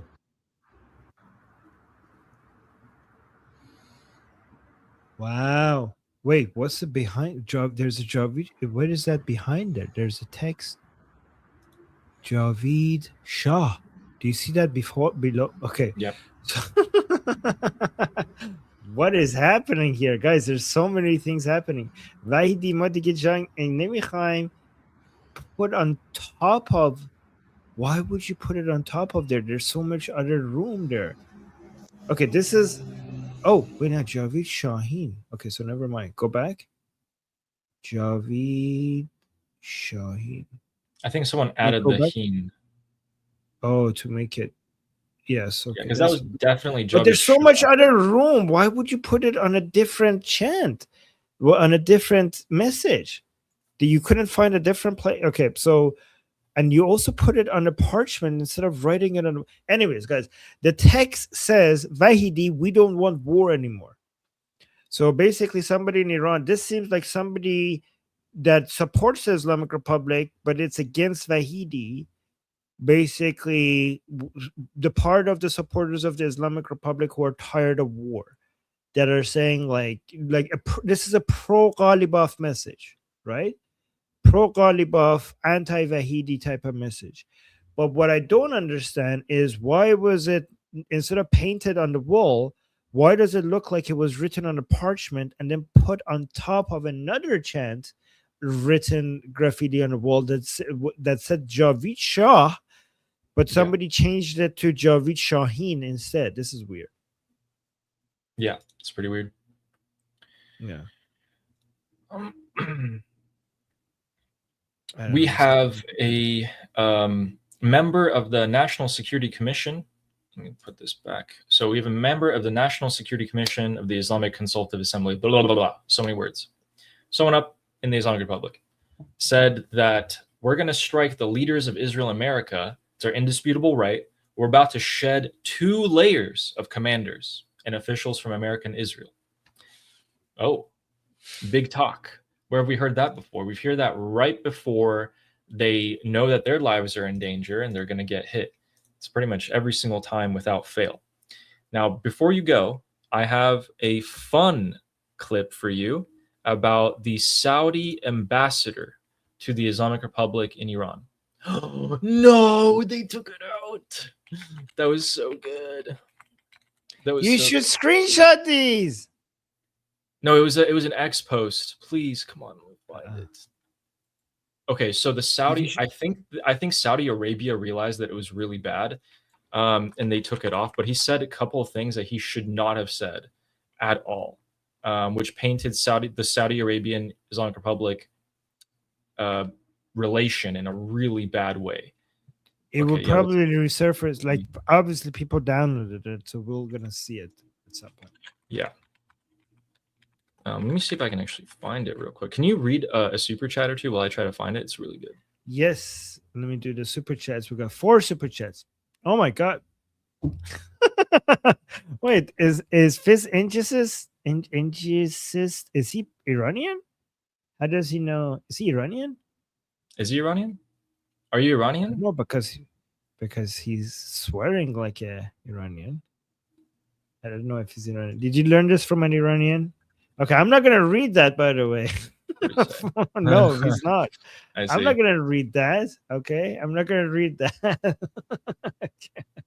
Why are you making me do this? Okay, people enjoy Iranians enjoy that vulgar swearing to Vance. This is like he's swearing at Vance in Persian. And thank you. Oh my god! Imagine if I translated that to, non-Arab Persian speakers. Oh, me! Thank you so much. No, people are going to be like, you Iranians have the weirdest swear words. Weirdest insults. Okay. Oh, me! Thank you so much for the super chat. Ooh. Well, let me read this one and then you show. Yeah, read that. Omid is saying, imagine donating to the retard who can't even wear his turban correctly. Ooh, which retard? The guy asking for money. Oh, he had a hat, but yes, sure, yes. But okay, now speaking of retards not being able to wear their turbans, I have a funny video that we could share as well. But okay, we'll do the other super chats later. You show the clip that you wanted to share, and then we have 3 more super here we chats. go.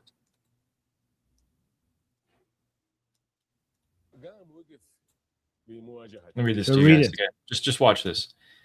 So he's talking about an IRGC commander or a group of commanders that he's talking to. He was summoned. Okay, this is the Saudi ambassador to the Islamic Republic, and he was summoned, and he said, the guy, the Iranian, stood up to me, facing me, and started speaking in Persian.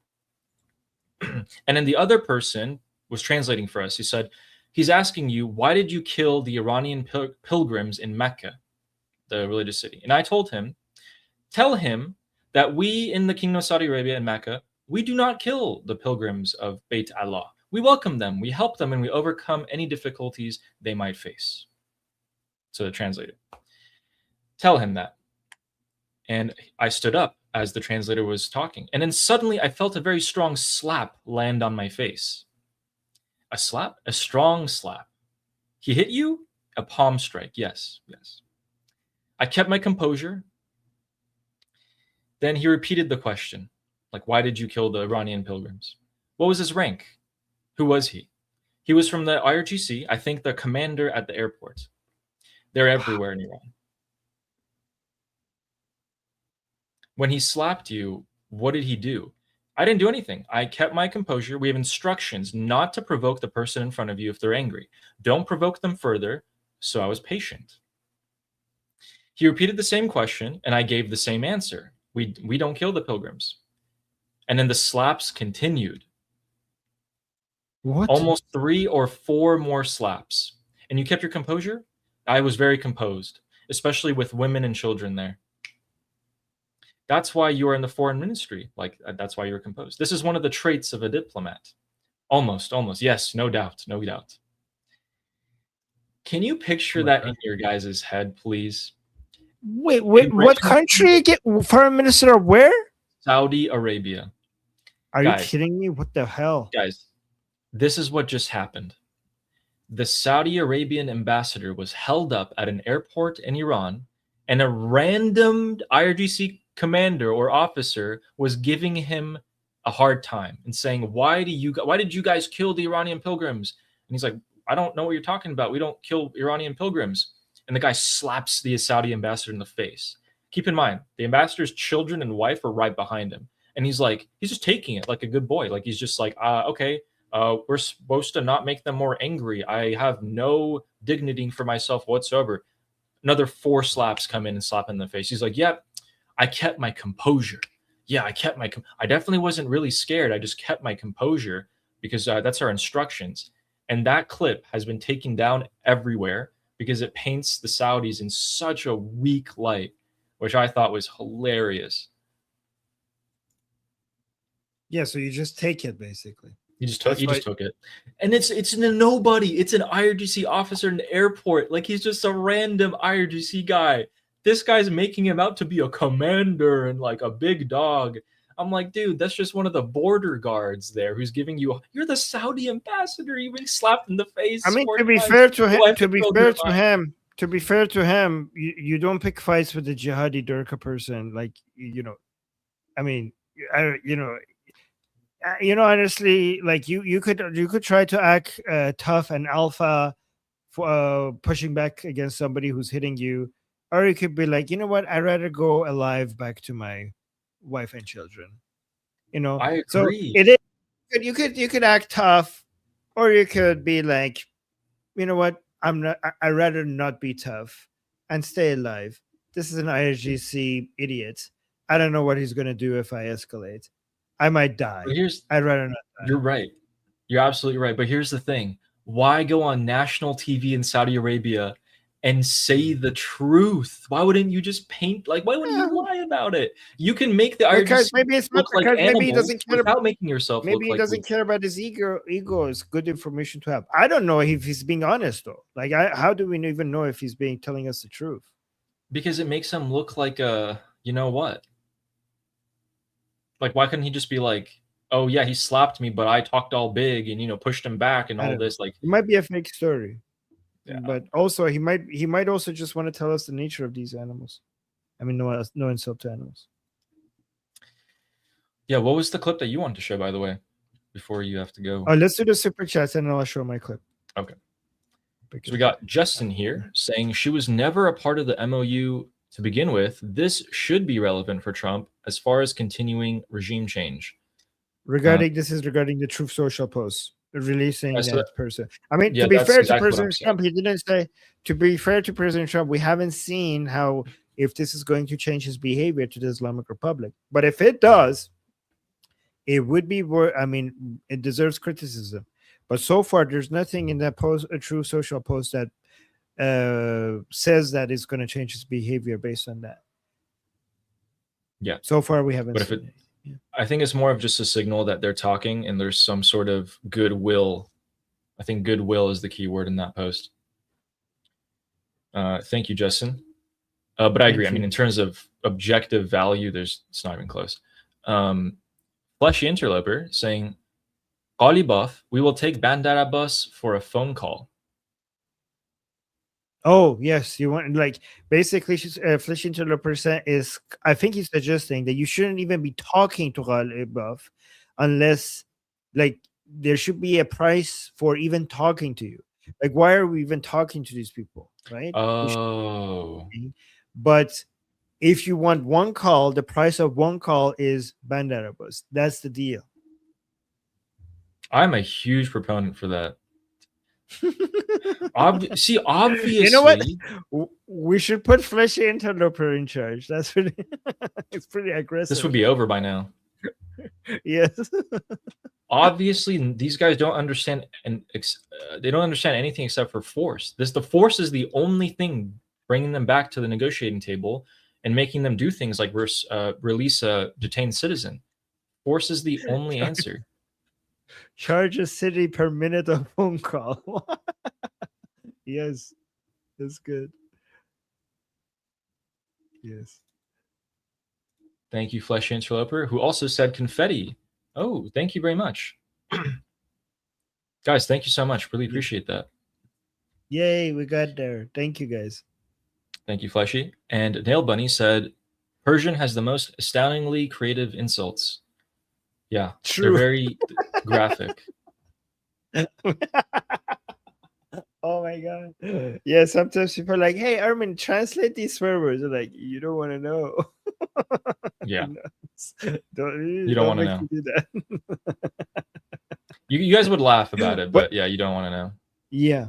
But also swearing in Persian, if you know the language, it just hits differently. Like sometimes I feel like if I swear in Persian, it would just, it's just like no amount, like no swearing in English just makes you feel like you express yourself in a way that a Persian swearing does. Mm-hmm. Yeah. Thank you, Nilbani. All right, let me bring my clip. Then after that, okay. So, I don't know. This is Laura Loomer posted this, and I haven't watched it yet, but it had 10,000 likes, so I thought it might be good. Let's watch it together. Let's play with my Legos. First, I build the rocket. Pathetic. Now kiss Loomer, my little goat. Ah, you like this, don't you, Laura? Take that, Trump. Kaboom! Direct hit.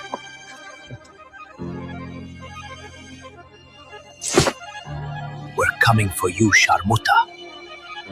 All you guys have left is a cardboard Ayatollah and some Legos. Well, fuck your Ayatollah and fuck your shitty Legos. No! Not my diorama!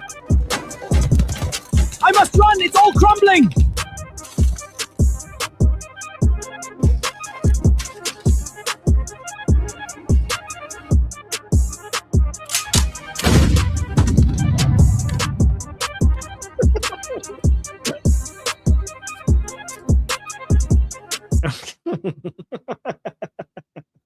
Interesting. Wow. I'm speechless. Okay, people like it in the chat. Love it? Okay. That's like the counter to the Lego videos that they make. Yes. Make more of those. Yeah. Yeah, Trump was not Lego, but Mushtaba was all Lego. Like, oh my God. Okay, that was good. That was good. You know, these clips are getting better and better. Like we're so close to getting full like Hollywood movies, like made with AI. Hollywood's quality level.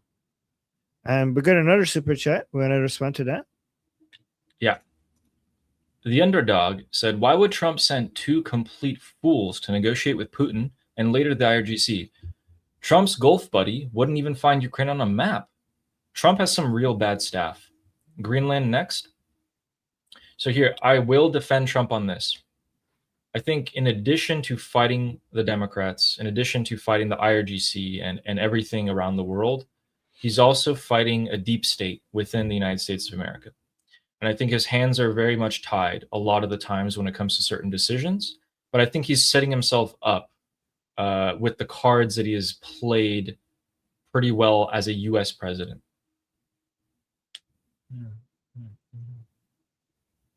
Also, if you are playing good cop, bad cop with your enemies, sometimes the good cop that you send should be the people who are naive enough to believe your enemies, right? Yeah. But, I don't think Jared Kushner, I don't think Witkoff, I don't think JD Vance are the people here to make deals or negotiate with people in the Middle East. I think if you sent and truly believed in Marco Rubio and your hands weren't tied behind the scenes, we wouldn't be in this position at the moment. But I understand there's limitations. No, guys, I know Instagram is like, yeah, Armin 5D chess, good cop, bad cop. I'm not saying if this is what President Trump is doing. I'm just saying that if there is something behind, I don't know what's going on behind the scenes. I'm just saying if there was, sometimes it is 5D chess, sometimes it's not. Okay. But if it was, this is how it could play out. Like, I'm not being certain about it.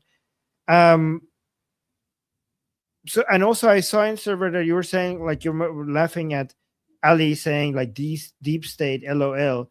This is because you don't understand that deep state the word deep state has its own use case beyond conspiracy theories, right? Like, the conspiracy theories turn this term deep state into something ridiculous, but that doesn't mean that that's not a real thing. Okay. It's not as crazy as what the conspiracy theories make it sound. So it's not like the cartoonish, secret society pulling strings from in dark rooms. If that's what if you think that when it comes to the deep state, well, yeah, that's crazy stuff, right? But the technocrats and the people who don't change, like within a democratic system, you have certain elements of the government that changes from election to election. And then you have certain elements of this government that doesn't change from election to election. That's basically the deep state. It's nothing conspiratorial or crazy. Yep. And Armin, I thought I would remind you about the time, in case you have to go, like a hard deadline. Yes, but you're gonna continue without me? Yeah, I'm gonna stay on for a bit. Just gives the further updates. Okay. All right, guys. Ali will give you more updates on what's happening. I'll see you guys same time tomorrow. And until then, I'm Israel Chai, Slava Ukrainian, Cuba Libre, Long live America, Javid Shah, Payande Iran. I'll see you guys tomorrow. Thank you so much. So, guys, this is not a time to bully me. Please take that back right now. Okay, here's what's happening. So the strikes have actually been quite intense. Even last week when we had the near 200 strikes that happened, they were not as intense as this. Ahvaz is being hit so bad. Again, evacuation orders were given. These evacuation orders, I believe, was largely quite unnecessary. These are precision strikes that are being very specific and hitting police stations. Police stations, IRGC bases for intelligence, not just in Ahvaz, but also Chabahar. So let's bring up the map here. Guys, so if we go to Chabahar here, which is, by the way, you guys may be wondering, what is Chabahar? Why is it being hit all this time? What's there? What's the big deal? Chabahar is the only oceanic port in Iran. Let's sink in for a moment. So everything else that's in the Persian Gulf, you still have to go throughout the Strait of Hormuz. This is the only one with direct access to the ocean. It also has a direct railway line up into Iran, but also Afghanistan and largely other countries that are landlocked. So the significance of it objectively is pretty high. Let's take a look at what have they been hitting here. We showed you guys this tower, the port tower to coordinate with all the ships. That thing took a beating this week, but it's also taken such a beating that it has turned out to be like this. And I'm going somewhere with this. So like that, and then, all right, yeah, that's pretty much actually unnecessary to show. It's just the same explosion, but you guys can see that they're going after this port in particular. So a lot of the joints and supply lines of the Islamic Republic are being particularly targeted with the infrastructure to come. Trump said yesterday that he's going to strike infrastructure next week, and I actually largely believe him. I don't think he might be bluffing this time unless some sort of huge concession is made last second. This is another police station in Chabahar that's hit. They're hitting police stations. Now, are the IRGC in it? I don't know. Does it really matter at this point if a couple more of them? I don't know. But the significance of it is that a lot of that intelligence in the hubs and their headquarters are being struck. Now, if we go to Ahvaz, we can move all the way over here. It was the same thing. So I showed you guys this earlier, but I'll just show you guys again. We have more of the same. Sorry, this is the wrong link that I put there. Let's just go back here. Oh yeah, I gave you guys the verbal update. So it was right next to the hospital. They evacuated the hospital for the children. None of them were hurt. The IRGC base was destroyed, which is great. Sorry about that, because right before we go live, everything kicks off and I'm scrambling to get everything in order for you guys. And I know to talk about it, I just don't have the correct points half the time. Here was something. We go back to Erbil. This is the US base by the international airport of Erbil. And these are some of the rockets or missiles and drones. So that is a missile by the IRGC. It actually landed right on the American base there. This one was intercepted, but one of them did land on the international airport, which is the base for the United States. We don't know if there's casualties. There could be. That's a possibility. And we've seen them before in Erbil, so that's one of the spots they've been striking. But I would just like to quickly reiterate so you guys get a whole picture. Make sure I didn't miss anything here. Okay, pretty much. So let me reiterate what I said in the beginning of the stream real quick for you guys. You know where we're going. I largely believe that we are going towards a extensive air operation. They might be striking Tehran in the next couple of weeks to come. There might even be a limited ground operation on the southern coast. Israel is going to be given a green light to take out some of the leadership of the IRGC. The Persian Gulf Arab countries are going to join in. And this is all to draw the Islamic Republic back to the negotiating table. But once we're there and we've shed another layer of the IRGC and we've degraded more of their missile capabilities, the Persian Gulf Arab countries have joined in, you have more options available to you. You don't necessarily have to continue with the negotiation path. I'm really waiting for that point to happen. I want to see when we get to that point, is the internal pressure that's building up in the Islamic Republic going to get to a point where Ghalibaf and the people around him aren't able to keep everything together? Because keep in mind, even if his opponents, Ghalibaf's opponents, the IRGC hardliners are taken out, it doesn't necessarily mean that everything's all good and dandy for Ghalibaf.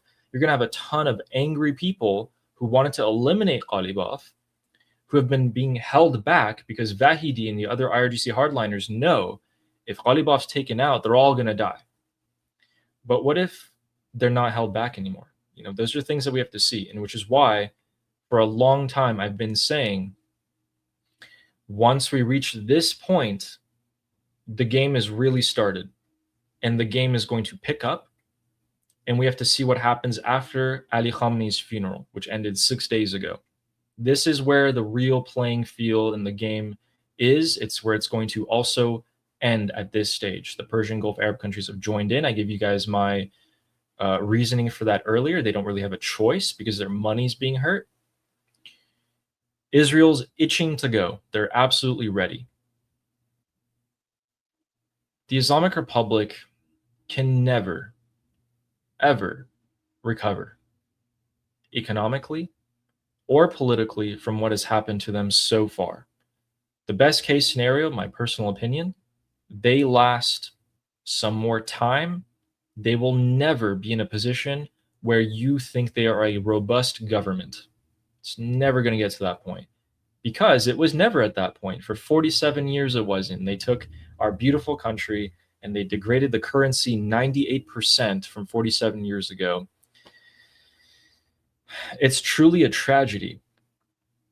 That's my general gist of what's everything that's about to happen. Strikes are going to happen. It's going to be much more expanded. Infrastructure might be hit. Electricity might be even worse off right now because there's power outages in Iran. Those are going to get way, way worse. The mismanagement of these IRGC mullahs are going to get worse. More negotiations, more nuclear negotiations. We can't get to Pickaxe Mountain physically. We have to maybe get some information from them. Maybe Ghalibaf does actually give up the nuclear. If he doesn't, he is of no use to us whatsoever. In terms of bad news, the Islamic Republic is expediting executions. They today executed, let me say his name because he absolutely does deserve this. His name was Mohammad Amini Dehghani. They expedited his process so fast, we don't even have a single picture of him. And they're going to do this more and more because we know they want to do this to scare the people. It is always the people who suffer, and it is due to the warmongering of the IRGC for the past 47 years. In the span of 1 year and a half now, the IRGC has dragged the Iranian people into 3 wars. About to go into another one. And who has borne the brunt of the economic devastation of this? Inflation in the last year, year and a half, almost 2 years, has almost tripled. The money that you had just a few years ago, you could do so much with it. Now you can't do anything with that money. You tell me, with the clips that I was showing you in the past few days of the protests, the retirees are protesting, people have been getting laid off or protesting, people who are generally sick and tired of the economic situation are protesting, and they've been met with tear gas and batons. We've seen that before. We're going to see the factories lay more people off. We're going to see people get poorer. We're going to see more pressure on them. And you're going to see sparks of revolution again. Right now, after talking to all the people that I possibly could in Iran, I've gotten the impression that people right now do not want to come out. But we've heard that before. We've heard so many things against Crown Prince Reza Pahlavi before. We've heard so many things about, oh, the people will never come out. And they've come out every single time. And I don't think it'll be any different this time, except for the fact that this time we know that I think 15 million, I think maybe 10 to 15 million people came out last time in early January. We know that number now. Crown Prince Reza Pahlavi is aware to give better directions. Everyone knows, however. The IRGC also knows. And they are absolutely on a timer. Don't make any mistake. They do not have all the time in the world. The blockade is back on. They are once again back to starving economically. Every single time they wanted to talk, what was the first thing? What was the first precondition for them to talk? Money. Unfreeze our assets, which now it's apparent that even Qatar didn't unfreeze 3 or 6 or whatever $billion for them. They've gotten nothing. The only thing that they got was the selling of the oil, which apparently, and I trust in Scott Bessent, that money is going to a U.S. interest-bearing account to buy wheat and barley from U.S. farmers. What you are going to hear in the next few weeks as the air campaign and the United States ramps up its military strikes, you're going to hear 2 things from the Islamic Republic. I made a note of it actually here. You're going to hear the Islamic Republic promoting two propaganda points. One, that there's going to be high war casualties. The US is going to have hundreds of casualties if they land their troops on the southern coast. The Iranian people are going to have hundreds of or thousands of casualties. You know, it's not the responsibility of the IRGC if Iranian people die, and we know that's absolutely true. Just today, they actually canceled the high school students' exams because so many people were angry that the Islamic Republic forced high schoolers to move their test centers for the most important tests of their life to the Hosseinias, the mosques, and those government centers. Isn't that interesting? They moved the students right next to IRGC military targets and forced them to have their tests there while America is striking. That's what the IRGC does. Enough people were angry that most all of them got canceled. So these students don't have to be put in harm's way. Imagine being a parent and you have to deal with that stress. Raising your child in a country where you know they have no future. So there's that. The other propaganda point is that the Islamic Republic is going to promote propaganda about territorial integrity. Oh, the Arabs, the Americans, they're going to come in, they're going to take, you know, the islands, they're going to take the southern coast, they're going to march on Tehran and kill us all. These are the two things. So now that we're prepared for what's to come in the weeks ahead, or at least we have a general picture of what's to happen, I think that I'm going to check if I missed anything here in terms of the map. We have a ton of points still left, but I think we'll go over that tomorrow. I think we got a good session in. So some quick updates are more explosions in Bushehr. Bahrain is getting, I don't want to say pounded. They're having explosions there. They've sounded the siren. People are hopefully safe. Again, the citizens aren't being hit or damaged largely. It's just the now industrial zones, right? So the industrial zones of Kuwait and Bahrain are being hit. The ones linked to US companies are being hit. So that's a significant escalation, which goes back to my point of why the Persian Gulf Arab countries are joining in. They're not joining in because they want the IRGC gone for goodwill. They're joining in because their money's hurting. They got reminded during the 40-day war that when their desalination plants got threatened, when the UAE's nuclear reactor was directly struck, at least, you know, nothing happened, thankfully, that they're reminded, oh my God, if we don't do anything, they really might hit our desalination plants and we're screwed. We get 90% of our drinking water from the Persian Gulf. We have nowhere to go. It's deserts behind us. We've made a killer living by selling oil, developing some tourism. We benefit from Iran being weak, led by this IRGC regime, and we benefit from being neutral, but now you can't be neutral anymore. The US has forced you to take the United States' side in destroying the Islamic Republic, and they've joined in. They've realized this. Even Qatar, as I said earlier, even Qatar. So in this upcoming operation, they're all going to help out in one way or another. The blockade's back on, the IRGC is starving, there's internal pressure, the protests are building, the IRGC have very low morale because their commanders are fleeing, the soldiers are getting hit. It's not really looking good for them. And at the same time, the IRGC comes out and says, we're stronger than before. Trita Parsi comes out and says, we're stronger than before.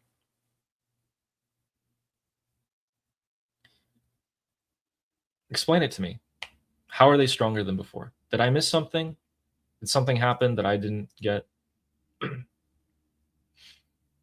So Steve is saying, how did Qatar join in? I missed that part. Can you explain? Yes. So Reuters reported that Qatar actually gave the green light to the other Persian Gulf Arab countries that they can join in on the strikes and being more active against the Islamic Republic. That was one of the last obstacles because largely we all know what Qatar is capable of. And a lot of the Persian Gulf countries, they have a council, so they like to be on board with things. Saudi Arabia is still trying to play both sides. They're still trying to cozy up to the Islamic Republic. They're not so sure that the Americans are going to finish off the regime. And in case the Islamic Republic stays, Saudi wants to have a good relationship with them. That's why they sent a delegation to the funeral of Khamenei, and they're still talking to them right now. The other countries have wisened up more, and they realize we're not Saudi Arabia. We're not as strong as Saudi Arabia, even though Saudi's not that strong. We're not as strong as them. We're not as influential as them. We're not even as rich as them. We're in a worse off position. If the Islamic Republic stays, they're going to take out their anger on us, like Kuwait and Bahrain and all of them, because we agreed to have US bases operate in our countries. So they're joining in. That lowers the cost for the United States, helps them with the military targets somewhat, the intelligence, the financial, don't forget about that, the financial ties that they have. And that's going to be a huge plus. Now, in terms of Pakistan, because they're eventually, you're going to hear something at the request of Pakistan, this or that. You're going to hear that eventually. In terms of Pakistan, there's two ways that this can happen. One, Trump's praise for Field Marshal Munir is legitimate, and Pakistan actually helps when it's come to the time of overthrowing the Islamic Republic. They actually help. Low likelihood, small possibility. I don't think it's going to happen, but it's a possibility nonetheless. Or two, the more likely option, the IRGC finds that Pakistan will host them if they want to run away. The UK, all the way over there, finally, after all this time, finally designates the IRGC as a terrorist organization, which means what? You can't send your family and children to the UK anymore, right? You can send them to Russia, you can send them to China, or you can go to Pakistan, or you can go to Afghanistan. They're running out of options. All in all, if we just take a step back and we zoom out and we see that, yes, the Islamic Republic is hurting severely. And countries, just like the Soviet Union, to the last second, Saddam Hussein, to the last second, seemed like he still had some cards to play. There was something he was holding back. They don't. They don't. If they had the cards, they would have played them by now. They wouldn't have gotten to this situation. They would have played it decades ago. They would have played it 40 years ago. And this has been a thing that's been starting for 20 years, So Syria fell. They were establishing proxies in Syria. Syria fell. It's free now. Jordan, they tried establishing proxies in Jordan. Jordan wisened up. They got Israeli help. They quickly designated the proxies as terrorist organizations. They went after them. But then they got Hamas, they got Hezbollah, they got Fatimiyyun, PMF in Iraq. But let's look at them one by one. The arms and legs of the Islamic Republic. Hezbollah is literally, their orders are hide in a bunker and try to survive. Houthis just got some weapons. They got some missiles. They're using them on Saudi Arabia, and they're not using them on ships. So maybe they have some left over so that when we get closer to the midterms time, they're going to start using them and close the Bab el-Mandeb, screwing over a lot of the cargo shipping. Let's see what happens there. I think the US is pressuring Saudi to, not pressuring, actually. Mohammed bin Salman, the leader of Saudi Arabia, actually got the green light from the US to carry out strikes against the Houthis. Let's see that continue. The Saudi military is not very effective, let's just say that. But hopefully that continues and they actually get some objectives completed there. PMF, that's the key one right now. The PMF is right along the border of Iran, and they were able to cross in without any problem. We saw the clips of the caravans, the long convoys of Popular Mobilization Front terrorist convoys go into Iran, and they killed the Iranian people. How can we prevent that again? Back then, I was saying Reaper drones, so the US drones can circle up ahead, they find any checkpoints, they empty their payloads and take them out. And that was the best solution at the time, very ineffective. What is effective is that the Iraqi Prime Minister, who was just in the White House yesterday, signed 19 agreements in the White House before leaving to the Pentagon with Pete Hegseth and speaking to the Secretary of War, different generals, different heads of the CIA, and they agreed on something very important to us Iranians. They agreed that the US was going to help them disarm proxies in Iraq, specifically stated IRGC proxies. Pete Hegseth actually posted that on X. So what that means is Kataib Hezbollah, which is an Iraqi proxy, and PMF, the two IRGC proxies, have until September 30th, so 2.5 months from now, before they have to disarm. And we actually told you guys this the night the Iraqi Prime Minister rolled tanks into Baghdad and started arresting all the corrupt politicians. He declared it back then. Since then, the PMF and the other IRGC proxies in Iraq have declared, unsurprisingly, that they're not going to disarm. And if push comes to shove, they're going to commit terrorist operations against the Iraqi government. They said that one day before the Iraqi Prime Minister arrives in Washington, before he talks to Pete Hegseth and secures U.S. coordination and help to get rid of the PMF. The next time the Iranian people come out, the PMF will be a non-issue. They will be dealt with. Hezbollah cannot come. Hamas cannot come. The Houthis cannot come. Fatimiyun has not been touched. Fatimiyun can come. That means you have degraded the terrorist proxies of the Islamic Republic 80%, and they're not as able to murder the Iranian people. Now, your question is what? Your question is, well, what about the IRGC? The IRGC are capable of murdering the Iranian people. You're absolutely correct. The PMF, guys, is the Popular Mobilization Front, Hashd al-Shabi. Same thing, Hashd al-Shabi, PMF. They're the Iraqi IRGC proxy. Okay, so what about the IRGC? Ali, what about the IRGC? They're going to kill the Iranian people. Absolutely, you're absolutely right. But they weren't that willing. We actually saw a lot of them not. That's why they had to bring the terrorist proxies in the first place. That was back then. And things were a lot better for the IRGC back then. A lot better. A lot better. It's much worse for them. A lot of them haven't been being paid for months. The pay that they are getting is much less than before, but they're still showing up because they know there's no alternative to them. A lot of them think that. But more importantly, most of the IRGC thinks that they're going to hold on, that there's going to be some sort of, talks. Maybe this will continue. The Americans are never going to put ground troops in. We're safe. That's what they think. So how do you destroy that? There's several options. So you got the kinetic strikes that actually did a huge number on the IRGC's mental. When Israel started hitting the checkpoints, perfect. I was so happy. I was elated. And then, number two, the money part. A lot of them were complaining about money. And three, most importantly, the biggest one by far,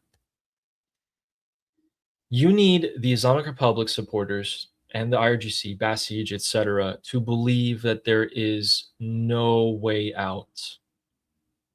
But you need them to believe that later. There is no way out. They are going to get absolutely destroyed. The Islamic Republic is going to fall apart. You're done. And when they believe that, you offer them the solution. Defect to Prince Reza Pahlavi, lay down your weapons, or die. Prince Reza Pahlavi was giving this exact statement multiple times. He repeated it 4 or 5 times back when everything was kicking off. You guys remember that? Everyone remembers that. He's going to say that. He knows how important that is. Because there's three things. There's three key things. The people need to come out on the streets again. They need to be armed, and there needs to be defections. All three of these at the same time, the Iranian people are victorious. We have a free Iran. Or at least we have a transitional government. Prince Pahlavi is about to come in. The IRGC supporters need to believe that there's no way out. There's only one solution, which is why Prince Reza Pahlavi tells them that as long as you don't have the blood of the Iranian people on your hands, you have a place in a new Iran. Imagine if they didn't even have a place in Iran. They would conduct more terrorism operations. They would fight to the last man. They would, turn into a new Hamas, something like that. The people who carried out the murders absolutely need to be, let's just say, persecuted to the fullest extent of the law, if you guys know what I mean.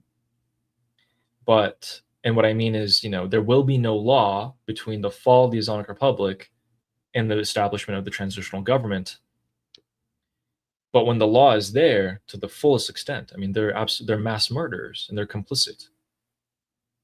Most of the other people who don't have blood on their hands directly, but were giving the orders, maybe complicit supply, whatever like that, we can decide what to do with them later.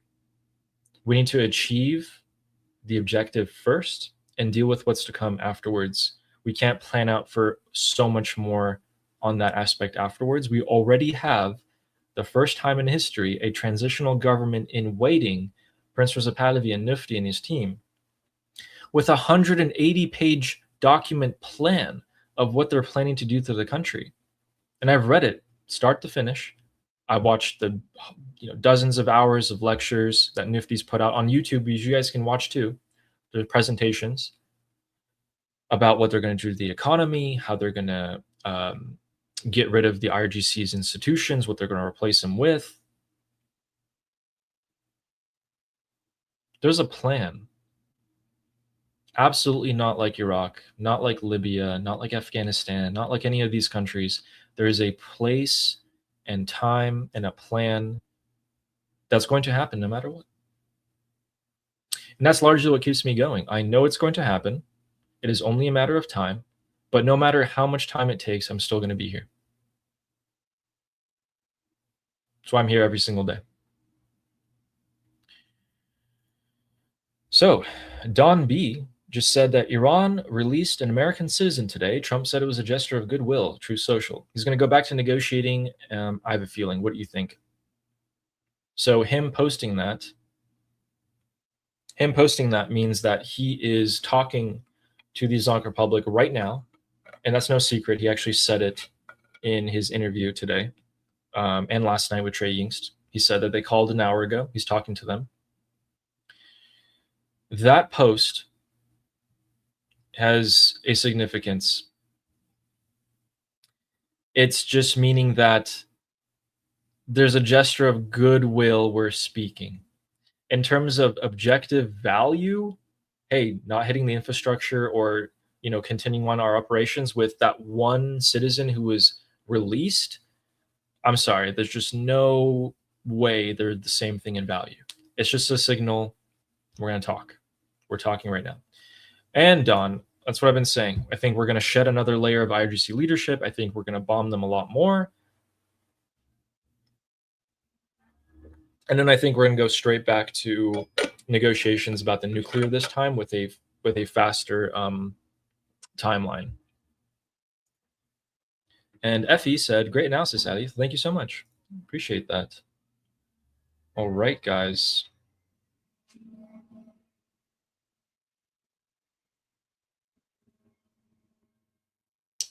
Please tell me you guys can't hear that. All right, anyway. And with that, guys, I'm going to head out. Thank you so much for joining in and listening to my segment at the end there. Let me know if I should go live more often. And please, if you have any critiques of me in general, I would love to hear them. Oh, wait, hold off. Before we go, where's this that just got explosions? Oh, whoa, okay, hold up. Whoa, okay, let's pull up the map. We have strikes in central Iran. Guys, so this is Tehran, okay? That city right there, that's Tehran. To the east of it, Semnon, which looks to be a town here. This place was hit, so around it. So there's an airport we can see right there. Industrial region, airport. I mean, there's a lot of mountains that could hide some bunkers. Maybe one of those were hit, but we got confirmation from Vahid Online. Okay, so it is the industrial center, guys. So it's right about here, I believe. Or maybe let's see if there's another one. It doesn't really matter where exactly it is, but that place just got hit. An industrial zone. So maybe it's drone production facilities, or if it's something like that. So guys, they're saying the industrial zone was hit. So that's Vahid Online.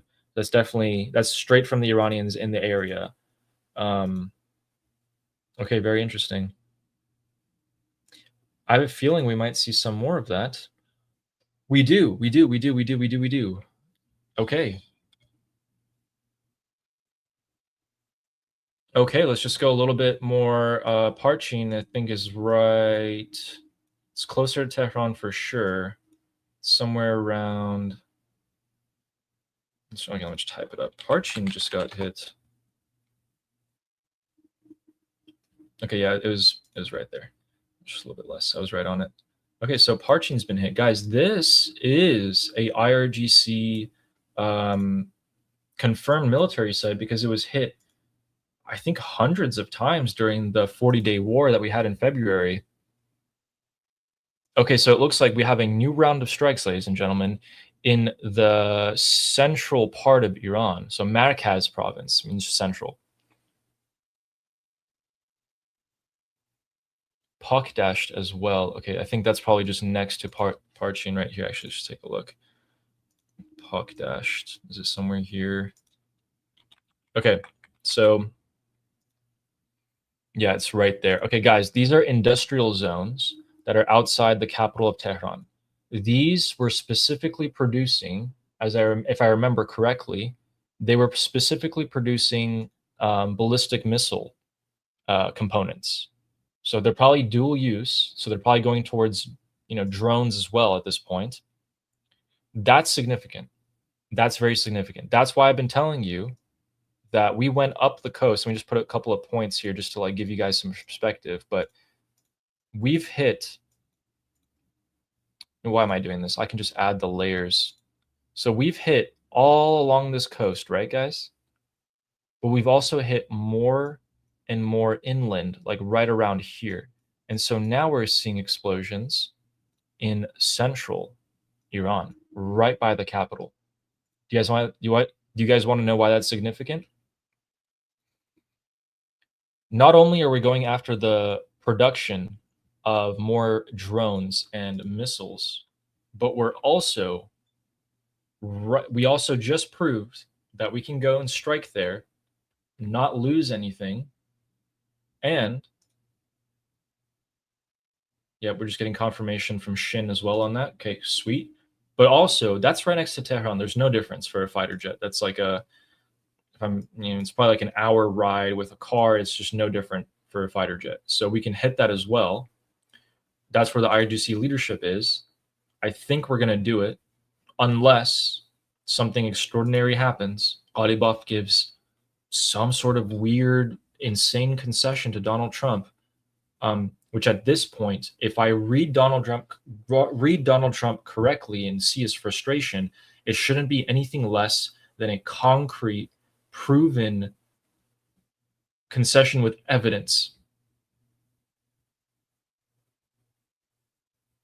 And I don't think it's going to get there.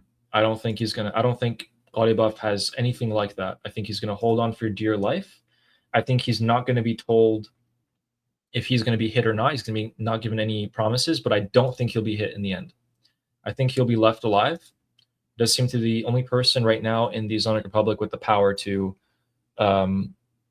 pull people together. Let me see what you guys are saying.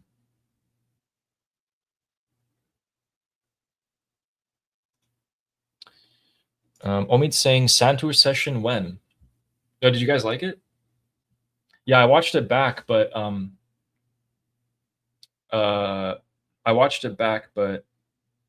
there was like some copyright claim on a song, so I couldn't see the live chat. But I hope you guys like that one. Thank you. I mean, I think maybe soon, maybe I'll just play Iran as like a theme song for like when Prince Reza Pahlavi gives statements, something like that. Let me know. Let me know what I should play it right before or do it for. Channel is saying, bro, if I were in charge, I'd have 20,000 Ukrainian drones getting Iran every week. I'd have ultra loud motors fly low 24/7 and max sound in IRGC. Yeah, so the problem is the IRGC would do the same thing they did during the 40-day war, and they would just use civilians as shields. They would start wearing women's clothing. They would start literally using women's schools as their bases, and then it becomes 10 times harder to differentiate between the civilians and the IRGC, which is why a surprise strike is very, very beneficial, because they're caught off guard and they're not able to competitively adapt. Yes, only they have no honor.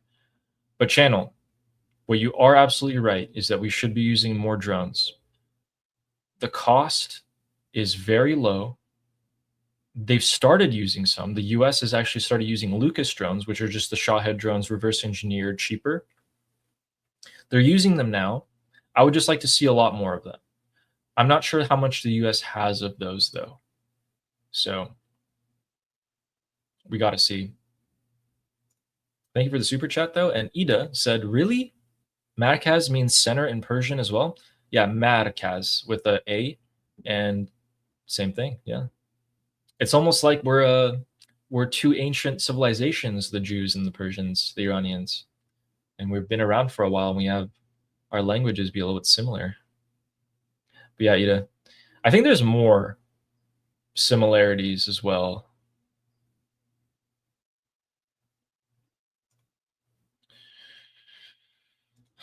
All right, guys, thank you so much for showing up.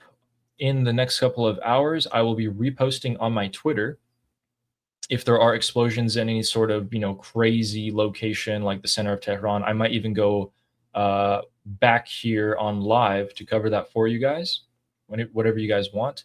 So let me just get caught up on your guys' chat real quick. So please make sure to follow me on X if you would like updates. I go ahead and repost everything, most of the things that I share with you guys on the stream. Let me put that link in the chat. So if you guys want to kind of check that without having to come to the stream, I totally understand. Please go for it. So I put that in the chat right there. And please make sure to subscribe to my YouTube channel. I'm growing little by little every day. Started 2 months ago, going pretty strong. And I genuinely consider you guys my friends, so thank you very much. Like, I know all of you guys' names. The chat moves by really fast because I have Armin's chat and my chat and Twitter chat and all of that here. But I really like seeing you guys' messages here. So, and after that, we have our group discussion. So if you guys want to join my group discussion, I don't record it. I don't stream it. You guys can just talk to me, ask anything you want. And that would be in the link of every single video and every, what am I saying? Sometimes my brain is faster than my mouth. The link in the description of every video to the discussion group. There we go. And I will have alligrams for you guys tomorrow, I promise. We got, oh, Ida. Ida says, yes, there are some words that I know for sure came from Persian to Hebrew. Oh, let me know tomorrow. Thank you guys so much. Really appreciate you guys. And let me know if there's anything I could do for the stream that's different. Maybe it's better. I love getting constructive criticism. It's great. I absolutely love it. I thrive on it. You know, some people don't like it. I absolutely love it. So if you guys can leave a comment on the video, whatever made you think that I could do better, please do. And with that, yep, those are the last updates for right now. And I hope you guys have an amazing night. I'm Israel Chai. Oh, so different saying it by myself. I'm Israel Chai. Slava Ukrainian. Cuba Libre. Long live America. Javid Shah. Payende Iran.